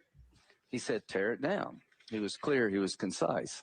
So President Trump gave an answer, keep protesting, help is on the way. And a couple of days later, he said, it's time for new leadership in Iran, because the Ayatollah and his crowd, they're bad guys. They're terrible guys. You put all three of those statements together, then what do you have? You have a president standing with the people. What do the people want? They want the oppression to end. They want to start over with a new Iran. So here's what I would say. Are you backing regime change? Yeah, totally. If you're not, you're crazy. Military regime change. Yeah. I'm backing the people who want a country they can live in without having their daughter killed because she. But I'm trying to figure out, because there's a huge flotilla in the Arabian Sea that President Trump is using as a negotiating tactic. He's just said, as you heard me say, that he would prefer negotiating. I prefer negotiation too, but let me finish my thought. Okay. If we back out now, it'll be the biggest mistake we've made, far worse than the Syrian red line, far worse than Afghanistan. You can't say, keep protesting, we got you back, help's on the way, and nothing happened. That's why I'm confident that President Trump will get an outcome consistent with those three statements through diplomacy. Using as an I want to play that part again. I'll play that part again. This is important. And without having the daughter killed. Without having their daughter killed for what? We literally played like an hour, and we played footage from like an hour and a half interview that on Wednesday that Rick Sanchez, who's an American, he's an American like podcast host or whatever. He works for RT, but it's an English speaking podcast designed for Western audiences. And he was on the ground in Tehran. He was interviewing multiple Iranian leaders, and he was walking through like shopping malls, and you could see all the people in the background that were just normal people. Like, and you can sit there and say, but Ghost, that's all propaganda. That's all Hollywood effects. I mean, maybe, or we've just been lied to about what Tehran's actually like. You know, like we've just been lied to that women aren't allowed to show their face in public. I need to see proof of that. Like, if you're going to claim that women aren't allowed to show up in public without, I've seen a lot of videos from a lot of different sources. Could all be AI, but they look like the same way that women in Europe and the United States dress. And they're wearing jeans and they're wearing t-shirts and they're walking around in the mall, and it's all written in Farsi. Everything's written in Farsi. I've seen people take those videos, ask Grok, ask ChatGPT is this video legitimate? And the AI responds, yeah, this video doesn't appear to have anything in it that indicates that it's AI. Like, you know, so I think Lindsey Graham might be lying when he says that like their daughters are being killed because they're not allowed to like go out in public. I think that sounds like a bunch of Israeli nonsense to me. because she. But I'm trying to figure out because there's a huge See how uncomfortable he is, by the way? flotilla in the Arabian Sea that President Trump is using as a negotiating tactic. He's just said, as you heard me say, that he would prefer negotiating. I prefer negotiation too. Let me finish my thought. Okay. If we back out now, Very hostile, by the way. Let me finish my thought. If we back out now, what, Lindsay? it'd be the biggest mistake we've made, far worse than the Syrian red line, far worse than Afghanistan. You can't say, keep protesting, we got you back, help's on the way, and nothing happened. That's why I am confident that President Trump will get an outcome consistent with those three statements through diplomacy or military force. Let me just say this. Any deal about Iran has to come to the Senate. I'm not going to bless a bad deal. They're not out in the street because of limiting the nuclear ambitions of the Ayatollah. They're out in the street because life is miserable. People can't have a decent quality life. They live in fear, and most Iranians have had it. They'd like a new start. Okay, so he's basically threatening. I mean, he is openly threatening Trump right now. I just want to be clear about that. He's openly saying that if Trump pulls out now and doesn't follow up militarily, it would be one of the greatest mistakes in history, and that we'll regret it and all that. This is exactly why you keep Lindsey close to the chest. This is exactly why you keep him in the war tent, because you want him out there saying this stuff, because he's expressing the view of the Israel lobby. He's expressing the view of the Zionists. He's expressing the view of the neocons. And if you didn't have him sitting right there, if you know Trump had him primaried 2 years ago or however long ago it was, we wouldn't have that critical voice. This voice is important. We want to know what the enemy thinks. And I think the neocons and the Zionists are the enemy, by the way. May not agree with me, but that's my opinion. I want to go back to this video that we watched on Monday. Okay, when this guy's interviewing this Iranian leader. So here he is walking through this mall. I've seen videos like this all the time. Okay, so here's this guy walking through this mall. General, you can see people looking at him like they're interested in what he's doing, right? It's not like, see this guy watching him. He speaks specifically to. So let's just look at how some of these women are dressed in the background. I mean, I see a woman right there. She's dressed like any woman I would see here in America. Look, this one right here looks like, I mean, she's wearing, I mean, she has a scarf, maybe it could be a head covering, but her head isn't covered. She's out in public. Frankly, there's the woman right there. She does have a head covering on, but that's it. To a certain regard. And it's this. Let's see what else we got here. When I asked him about why the United States does not want Iran to have nuclear weapons and that they fear, then the Saudi response was surprising. Let's back up a little bit. Here is my conversation. Given this particular, and it's worth noting, by the way, that like look at a lot of these Muslim women in the United States. Like they come to the United States where they have all the freedom in the world, right? I mean, maybe their husbands are forcing them to do it, but they have freedom. Like they're not going to get arrested for not wearing a head covering. Yet you go out in public, you see them wearing the head covering. So they're obviously doing it because it's like a modesty thing. I mean, I think part of it is modesty. Like that's part of it. It might be being forced on some of them, but some of them I think wear it because it's just a modesty thing. My grandmother, by the way, 102 years old, died 2 years ago. She would always wear, I mean, she's American. She served in the Navy in World War II. She would always wear a scarf over her head when she would go out, like certain times of the year, and like cover her hair. That was just the way they did it in the 1940s. It was like a modesty thing. Moment is a better understanding of what it is. But again, like when you look in the background, this is indistinguishable from like an American mall. In fact, the mall here looks way nicer than the mall next to my house. So, like I take my kids to the mall because we go to the little like play center they have there, right? Like the indoor recreational center, and it's like half the stores are empty, and the stores that are full are like degenerate nonsense. It's like degenerate clothing lines, and it's not like a bustling marketplace like you're seeing here. That's because the malls in America have all been, hollowed out because of online shopping. But point is, I mean, look how many women have like right there.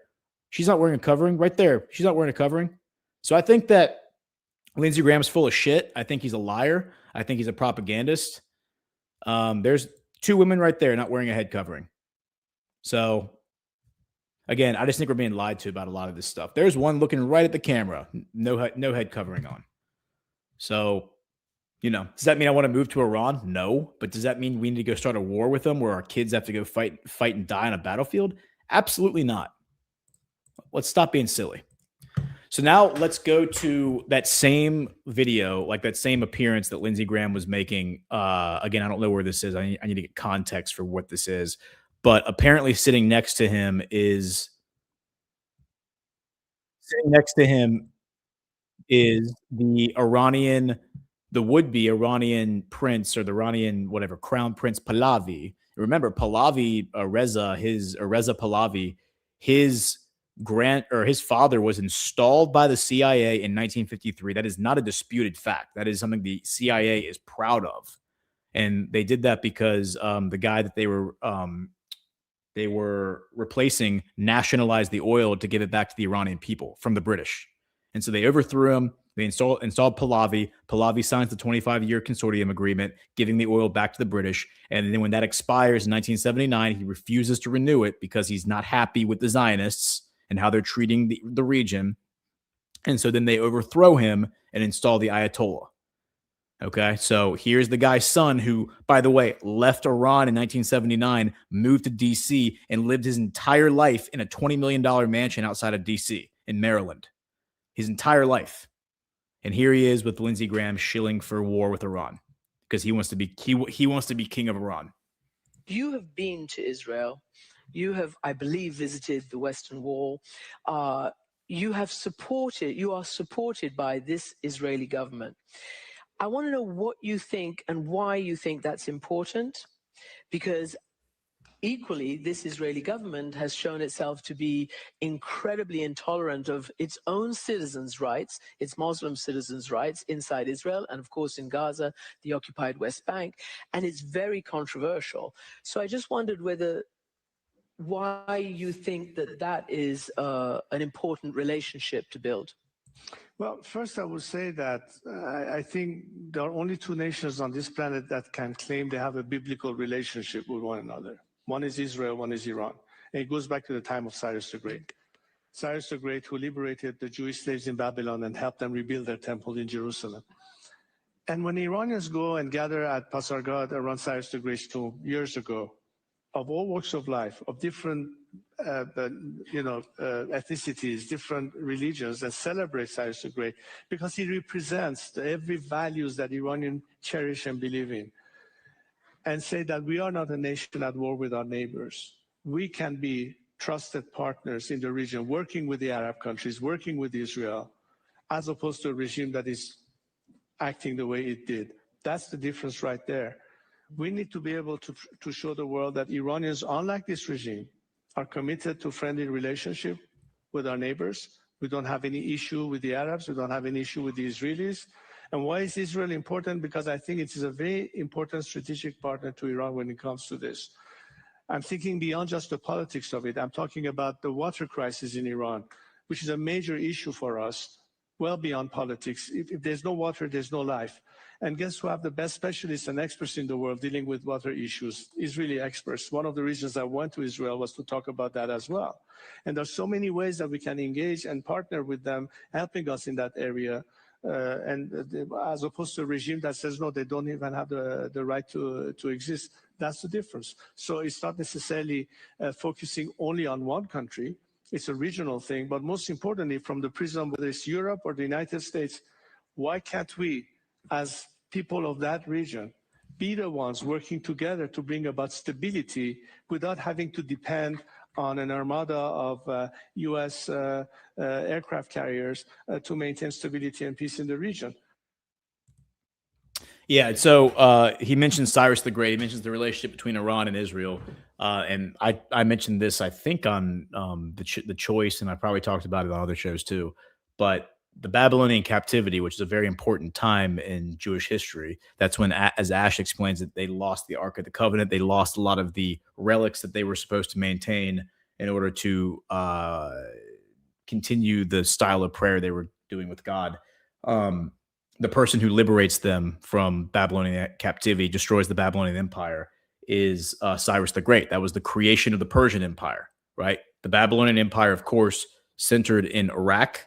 The Persian Empire centered in Iran, and it was Cyrus the Great who created the first Persian Empire and defeats the Babylonian Empire and frees the Jews. And then that leads to the Jews wandering down to the Holy Land, and I believe that's when Abraham, if I'm not mistaken, establishes his covenant with God. I think I have that timeline right. If not, somebody will surely correct me. But the relationship there that he's talking about, and Cyrus the Great, by the way, is considered one of the most important figures in Jewish history. If you go look in Israel, they have murals of this guy painted all over the place. He is a very highly revered figure in Jewish history because of that, because he liberated them from the Babylonian captivity.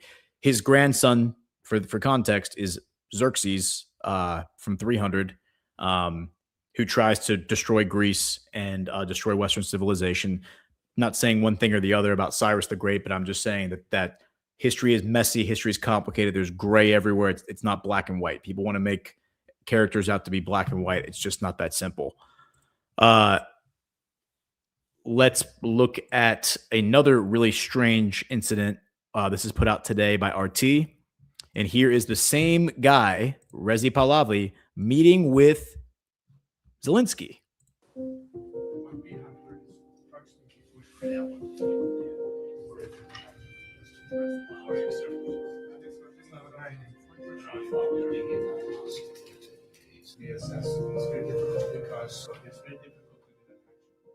And so you'll recall that back during the Biden administration, there was weird stuff happening between Ukraine and Iran, where Zelensky was like attacking radar towers in Iran, and there were operations, I think, happening between Ukraine and Iran. And the justification from Zelensky's side is that Iran and Russia have this relationship, and we need to attack all of Russia's allies.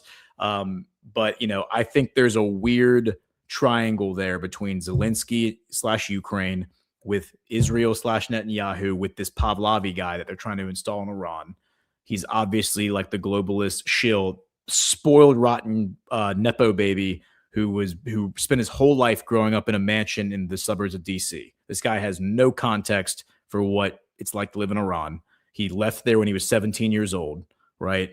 And the entire 17 years he was there, his father was the ruler, and he lived in the lap of luxury. So, the fact that he's like leading the revolution against the Iranian government is laugh out loud funny. Let's go to Rick Sanchez, the guy who was in the other video we just played of walking through the mall. I want to play this video that he has pinned, that he posted to his X account.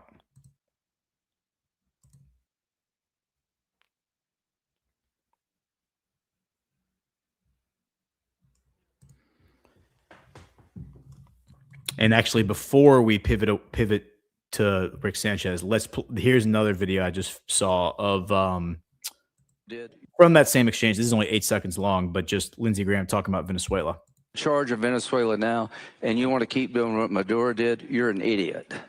You're either going to get killed or go to jail.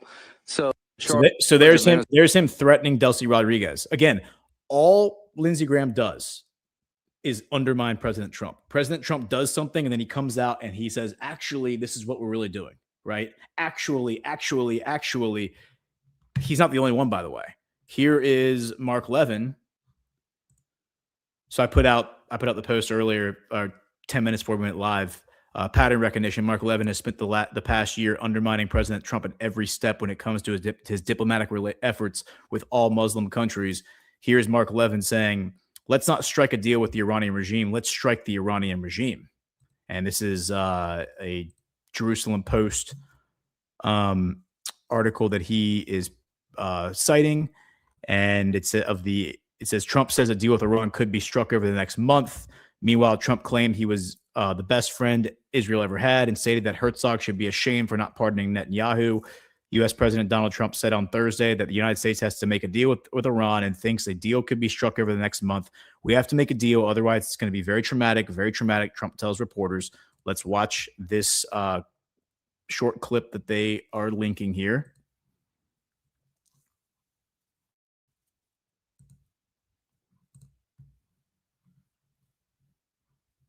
Otherwise, We have to make a deal, otherwise it's going to be very traumatic. Very traumatic. I don't want that to happen, but we have to make a deal. They should have made a deal the first time, and they got Midnight Hammer instead.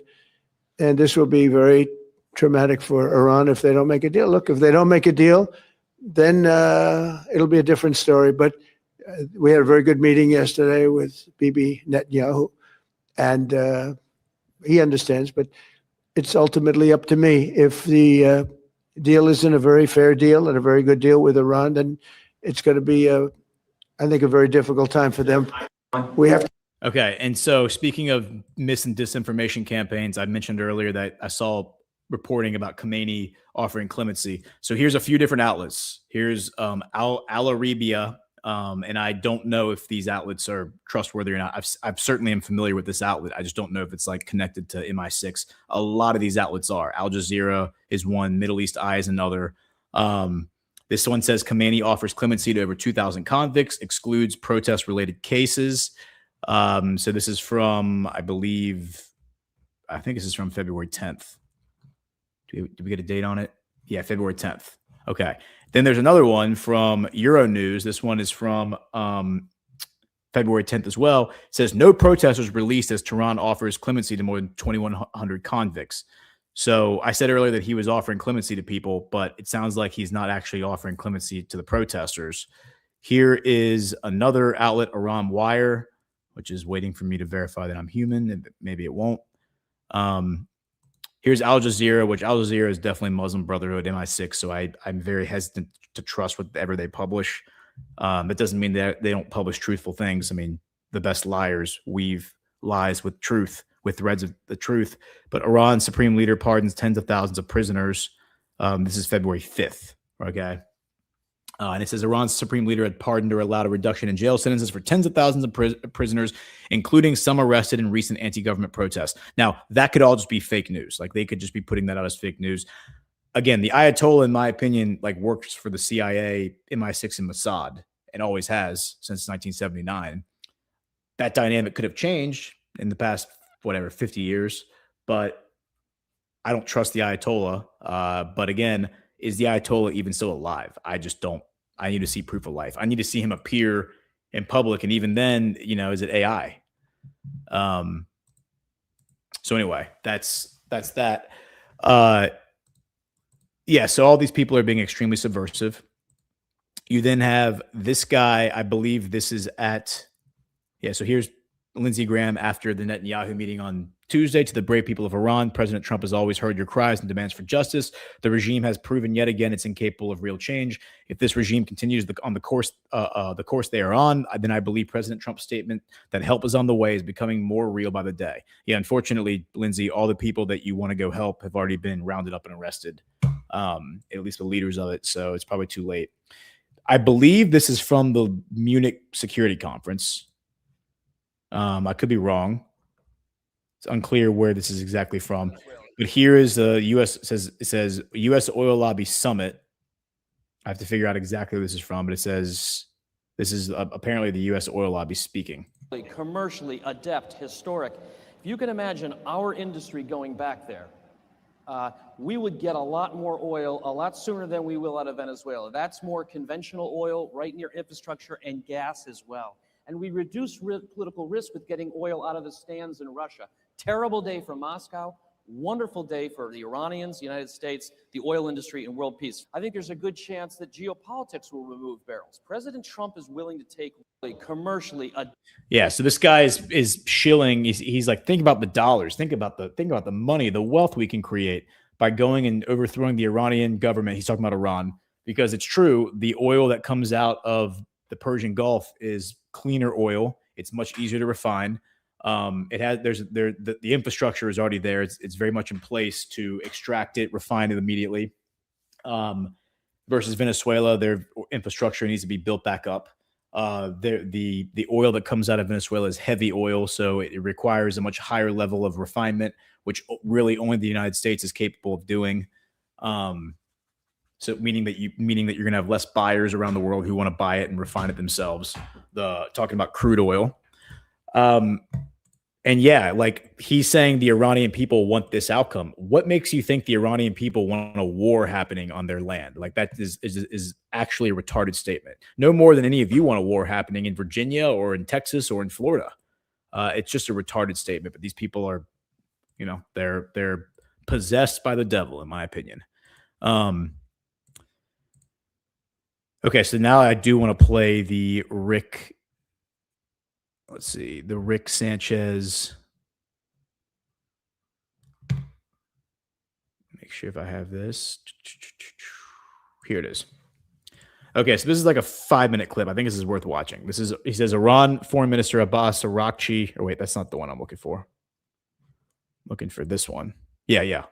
Iran Foreign Minister Abbas Araghchi told me personally it's up to the Americans to make this reassurance. We need a guarantee, Araghchi, on Trump fixing the Iran-U.S. relations. The policy in Washington is they're going to war. Americans are fed up with Israel. Many people are tired of going to war for Israel. It was supposed to be America first, not Israel first, says this professor. What's it going to? Okay, so let's listen to this and see what they say. This is, again, listening to the other side, even if you don't agree with them, is important, because if you don't know what their actual position is, then people like Lindsey Graham and Mark Levin can come in and tell you something that's just not true. So let's listen to what they actually say.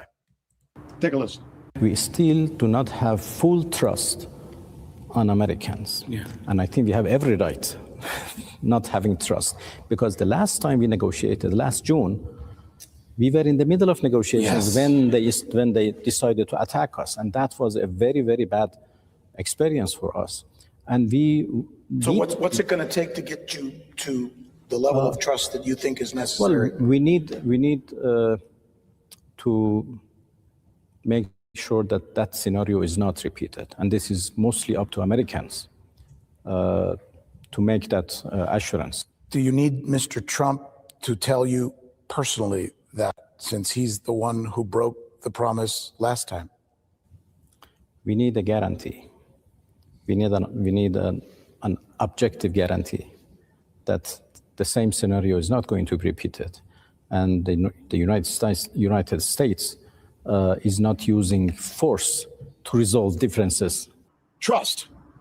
He's talking about trust. Yeah. And he's, you know, surprisingly, again, one of the things I've experienced here that surprised me is how transparent with me these officials have been. They've told me things I didn't expect them to share with me.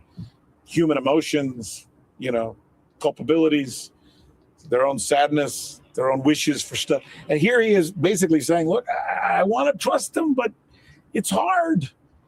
The history is very difficult.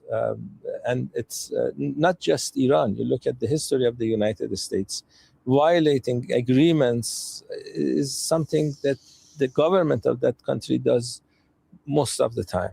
And when you are a reformist government, you want to fix these issues diplomatically, and the other side is not really interested. You know, the demand they have is that they say that you should limit the range of ballistic missiles to 300. That means that if they attack Iran, Iran cannot respond in any serious manner. And these are unreasonable demands, maximalist demands. And when you are a diplomat trying to find solutions, you need to have some material to work with. You cannot start with this type of ideas. So I think the policy in Washington is more or less, the planning is, I think they're going towards war. And one reason they are engaging in these diplomatic talks is to influence public opinion in the United States. Because as you know, starting another war in the Middle East is not popular among the Americans. It's not popular in Congress. Because of the War Powers Act, Trump may have to go and get a vote out of Congress. It goes beyond that. One of the reasons that this war, potential war, is not popular right now in the United States is because the American people, for the very first time in my generation, in my lifetime, are fed up with Israel. Yeah. Let me just say it. They're fed up with Israel. Yeah. They're not the Israeli people, of course, or I've been to Israel. I love Israel. Fed up with Netanyahu. They're fed up with a system where Americans are now asking, not CNN, which is, you know, owned by the establishment, not NBC, not the New York Times. No, I'm talking about the people in social media who now have a bigger audience than CNN. True. people like my own following, Tucker Carlson, Candace Owens, Cenk Uygur, and many, many, many others who are saying, okay, every time we get into a war, we do it for Israel. Yeah. Every time we have money, we give it to Israel. Hundreds of billions of dollars would go to Israel. And the more we give them, the more they expect of us. Yeah. And as Americans, we're just asking, mostly Republicans, by the way, more than Democrats, are saying, when is enough enough? Yeah. How much more? Now we have to fight another war, this time with Iran, after we fought a war with Iraq and Syria and Libya and everywhere else. So there is, right now, I can tell you this as an American, that there is a feeling in America for the first time in a long time that they are fed up. And one of the reasons they don't want to do this is not so much because of Iran or anything else. Iran just happens to be the next conquest. It's because they're starting to get angry that they feel that they're basically led by the nose by an Israeli establishment, this time led by Mr. Netanyahu, who's telling them it's never enough. And it was supposed to be America first, not Israel first. Your point is valid. For the last year since Trump has been president, in this part of the world, whatever he has done has been in the interest of Israelis. They're trying to dominate this whole region. Yeah, I think this guy's 100% right. Hit the nail right on the head. Okay. Take a listen. So let's see. It's 4:00, so we're gonna wrap things up here. But there were a few more things that I just wanted to hit real quick. One of them is this.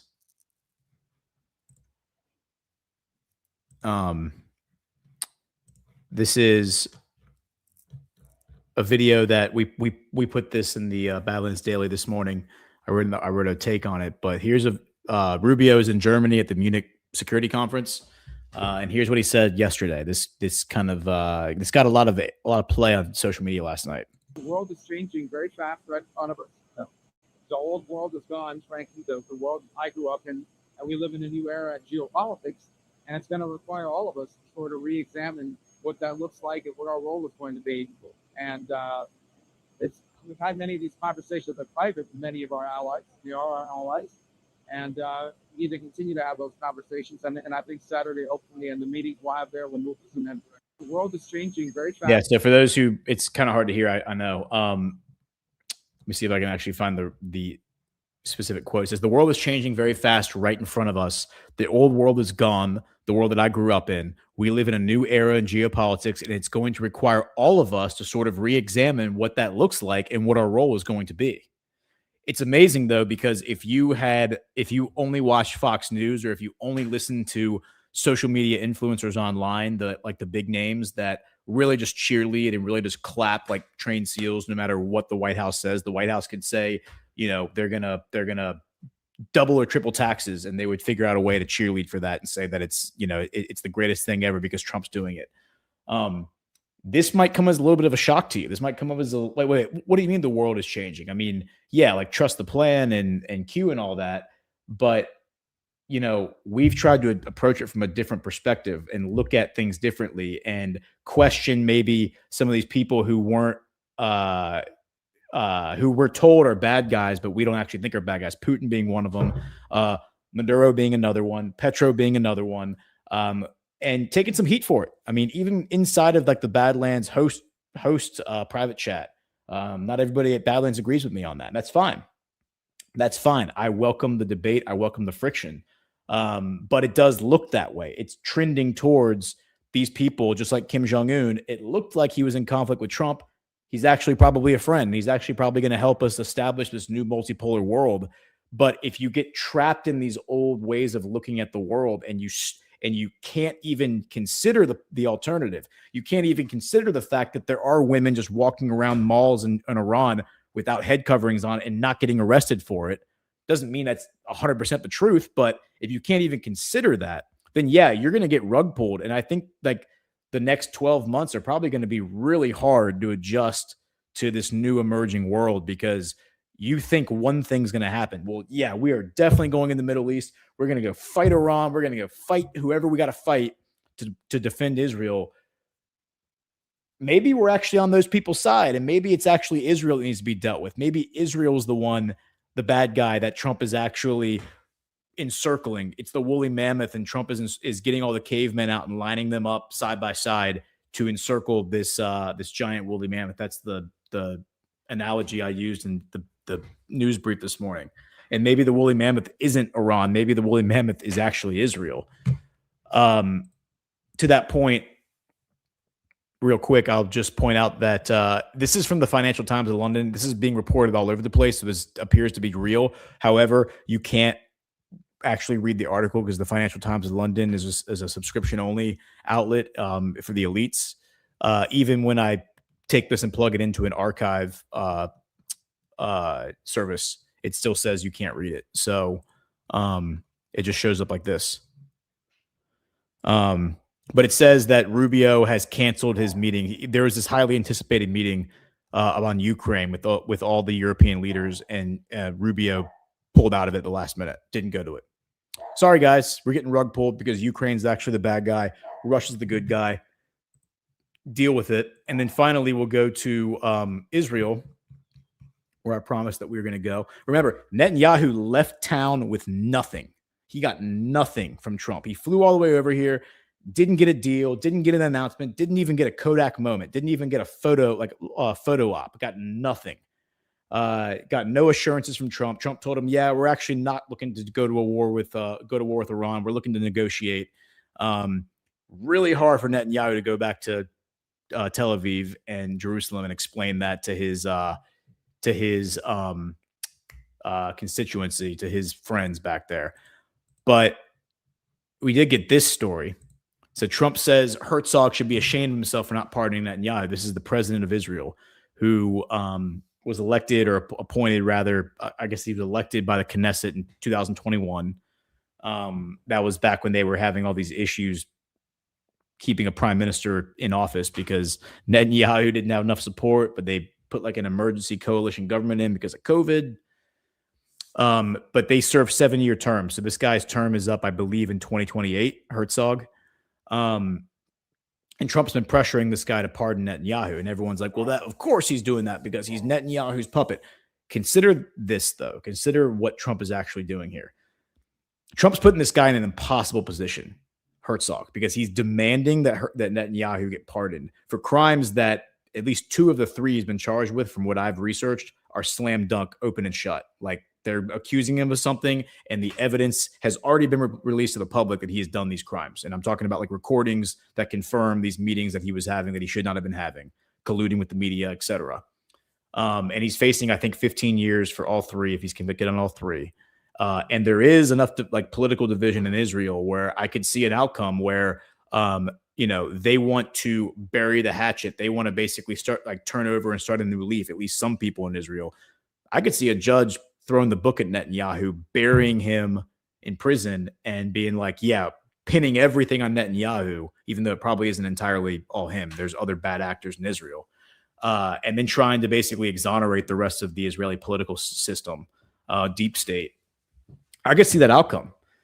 So Trump demanding that this guy get pardoned, Netanyahu, from Herzog, puts Herzog in an impossible situation. Here's why.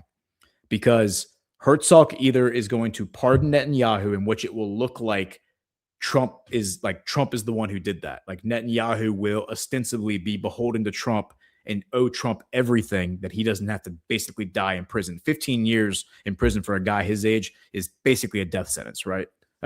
That's basically, or rather not a death sentence, but a life sentence, right? Alternatively, Herzog, if he doesn't pardon Netanyahu now has Damocles' sword hanging over his head with these charges.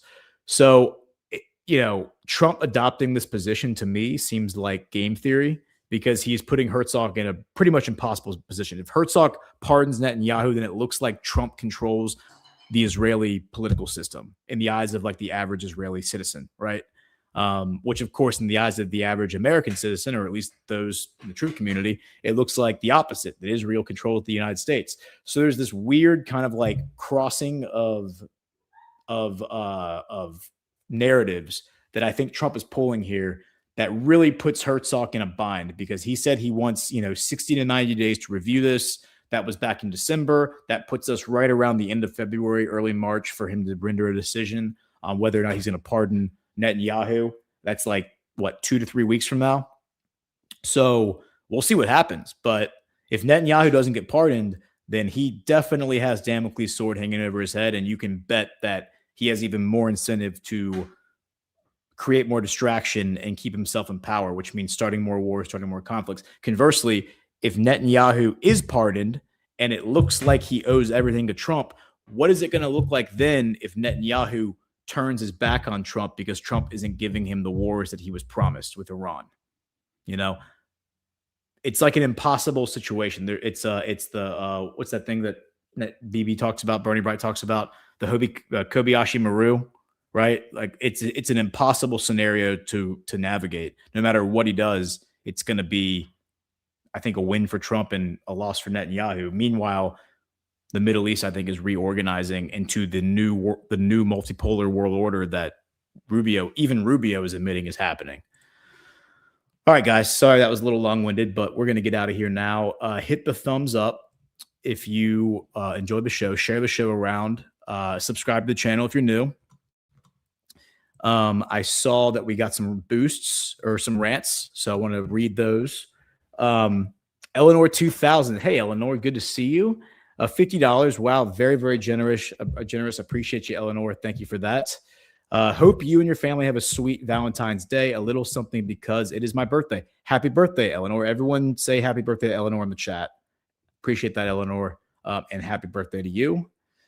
Keith O'Higgins, $1. Ghost. The Guthrie story is a narrative battle of NBC and Fox, just waiting to see what network gets Olympic gold in the hide and seek event. Yeah, it's probably true. Yeah, it's like every single time I go to my mom's house to pick up my kids or whatever, then Fox News is on. They're talking about Savannah, like the Guthrie situation, which I don't even know if it's real or not. But even if it is, it's like, should it really be getting 24-hour news coverage? Probably not. Brett Hour. Patrick Henry was indeed very based. See next rant. Brett Hour again. Quote, I hear it is said by the deists that I am one of the number, and indeed that some good people think I am no Christian. The thought gives me much more pain than the appellation of Tory. Patrick Henry. That's a great quote. I've never actually seen that quote, I don't think. So thank you for sharing that, Brett Hour. That's a good one.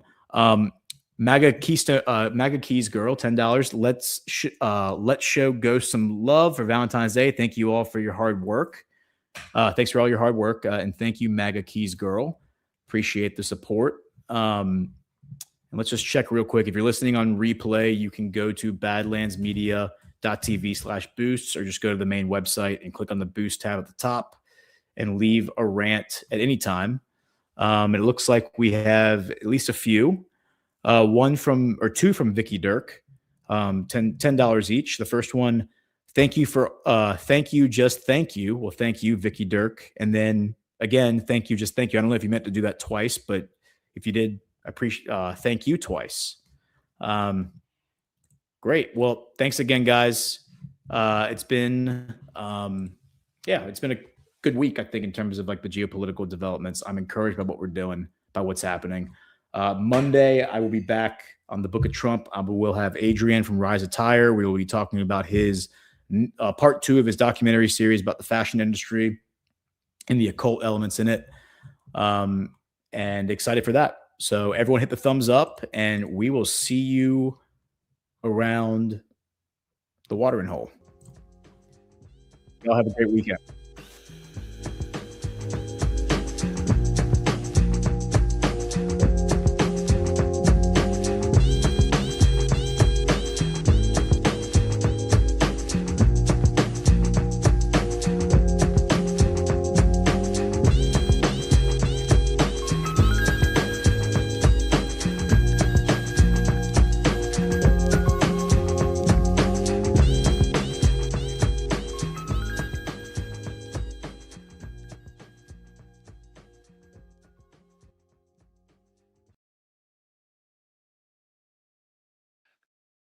Thank you so much for joining us, and don't forget to hit the thumbs up on this video.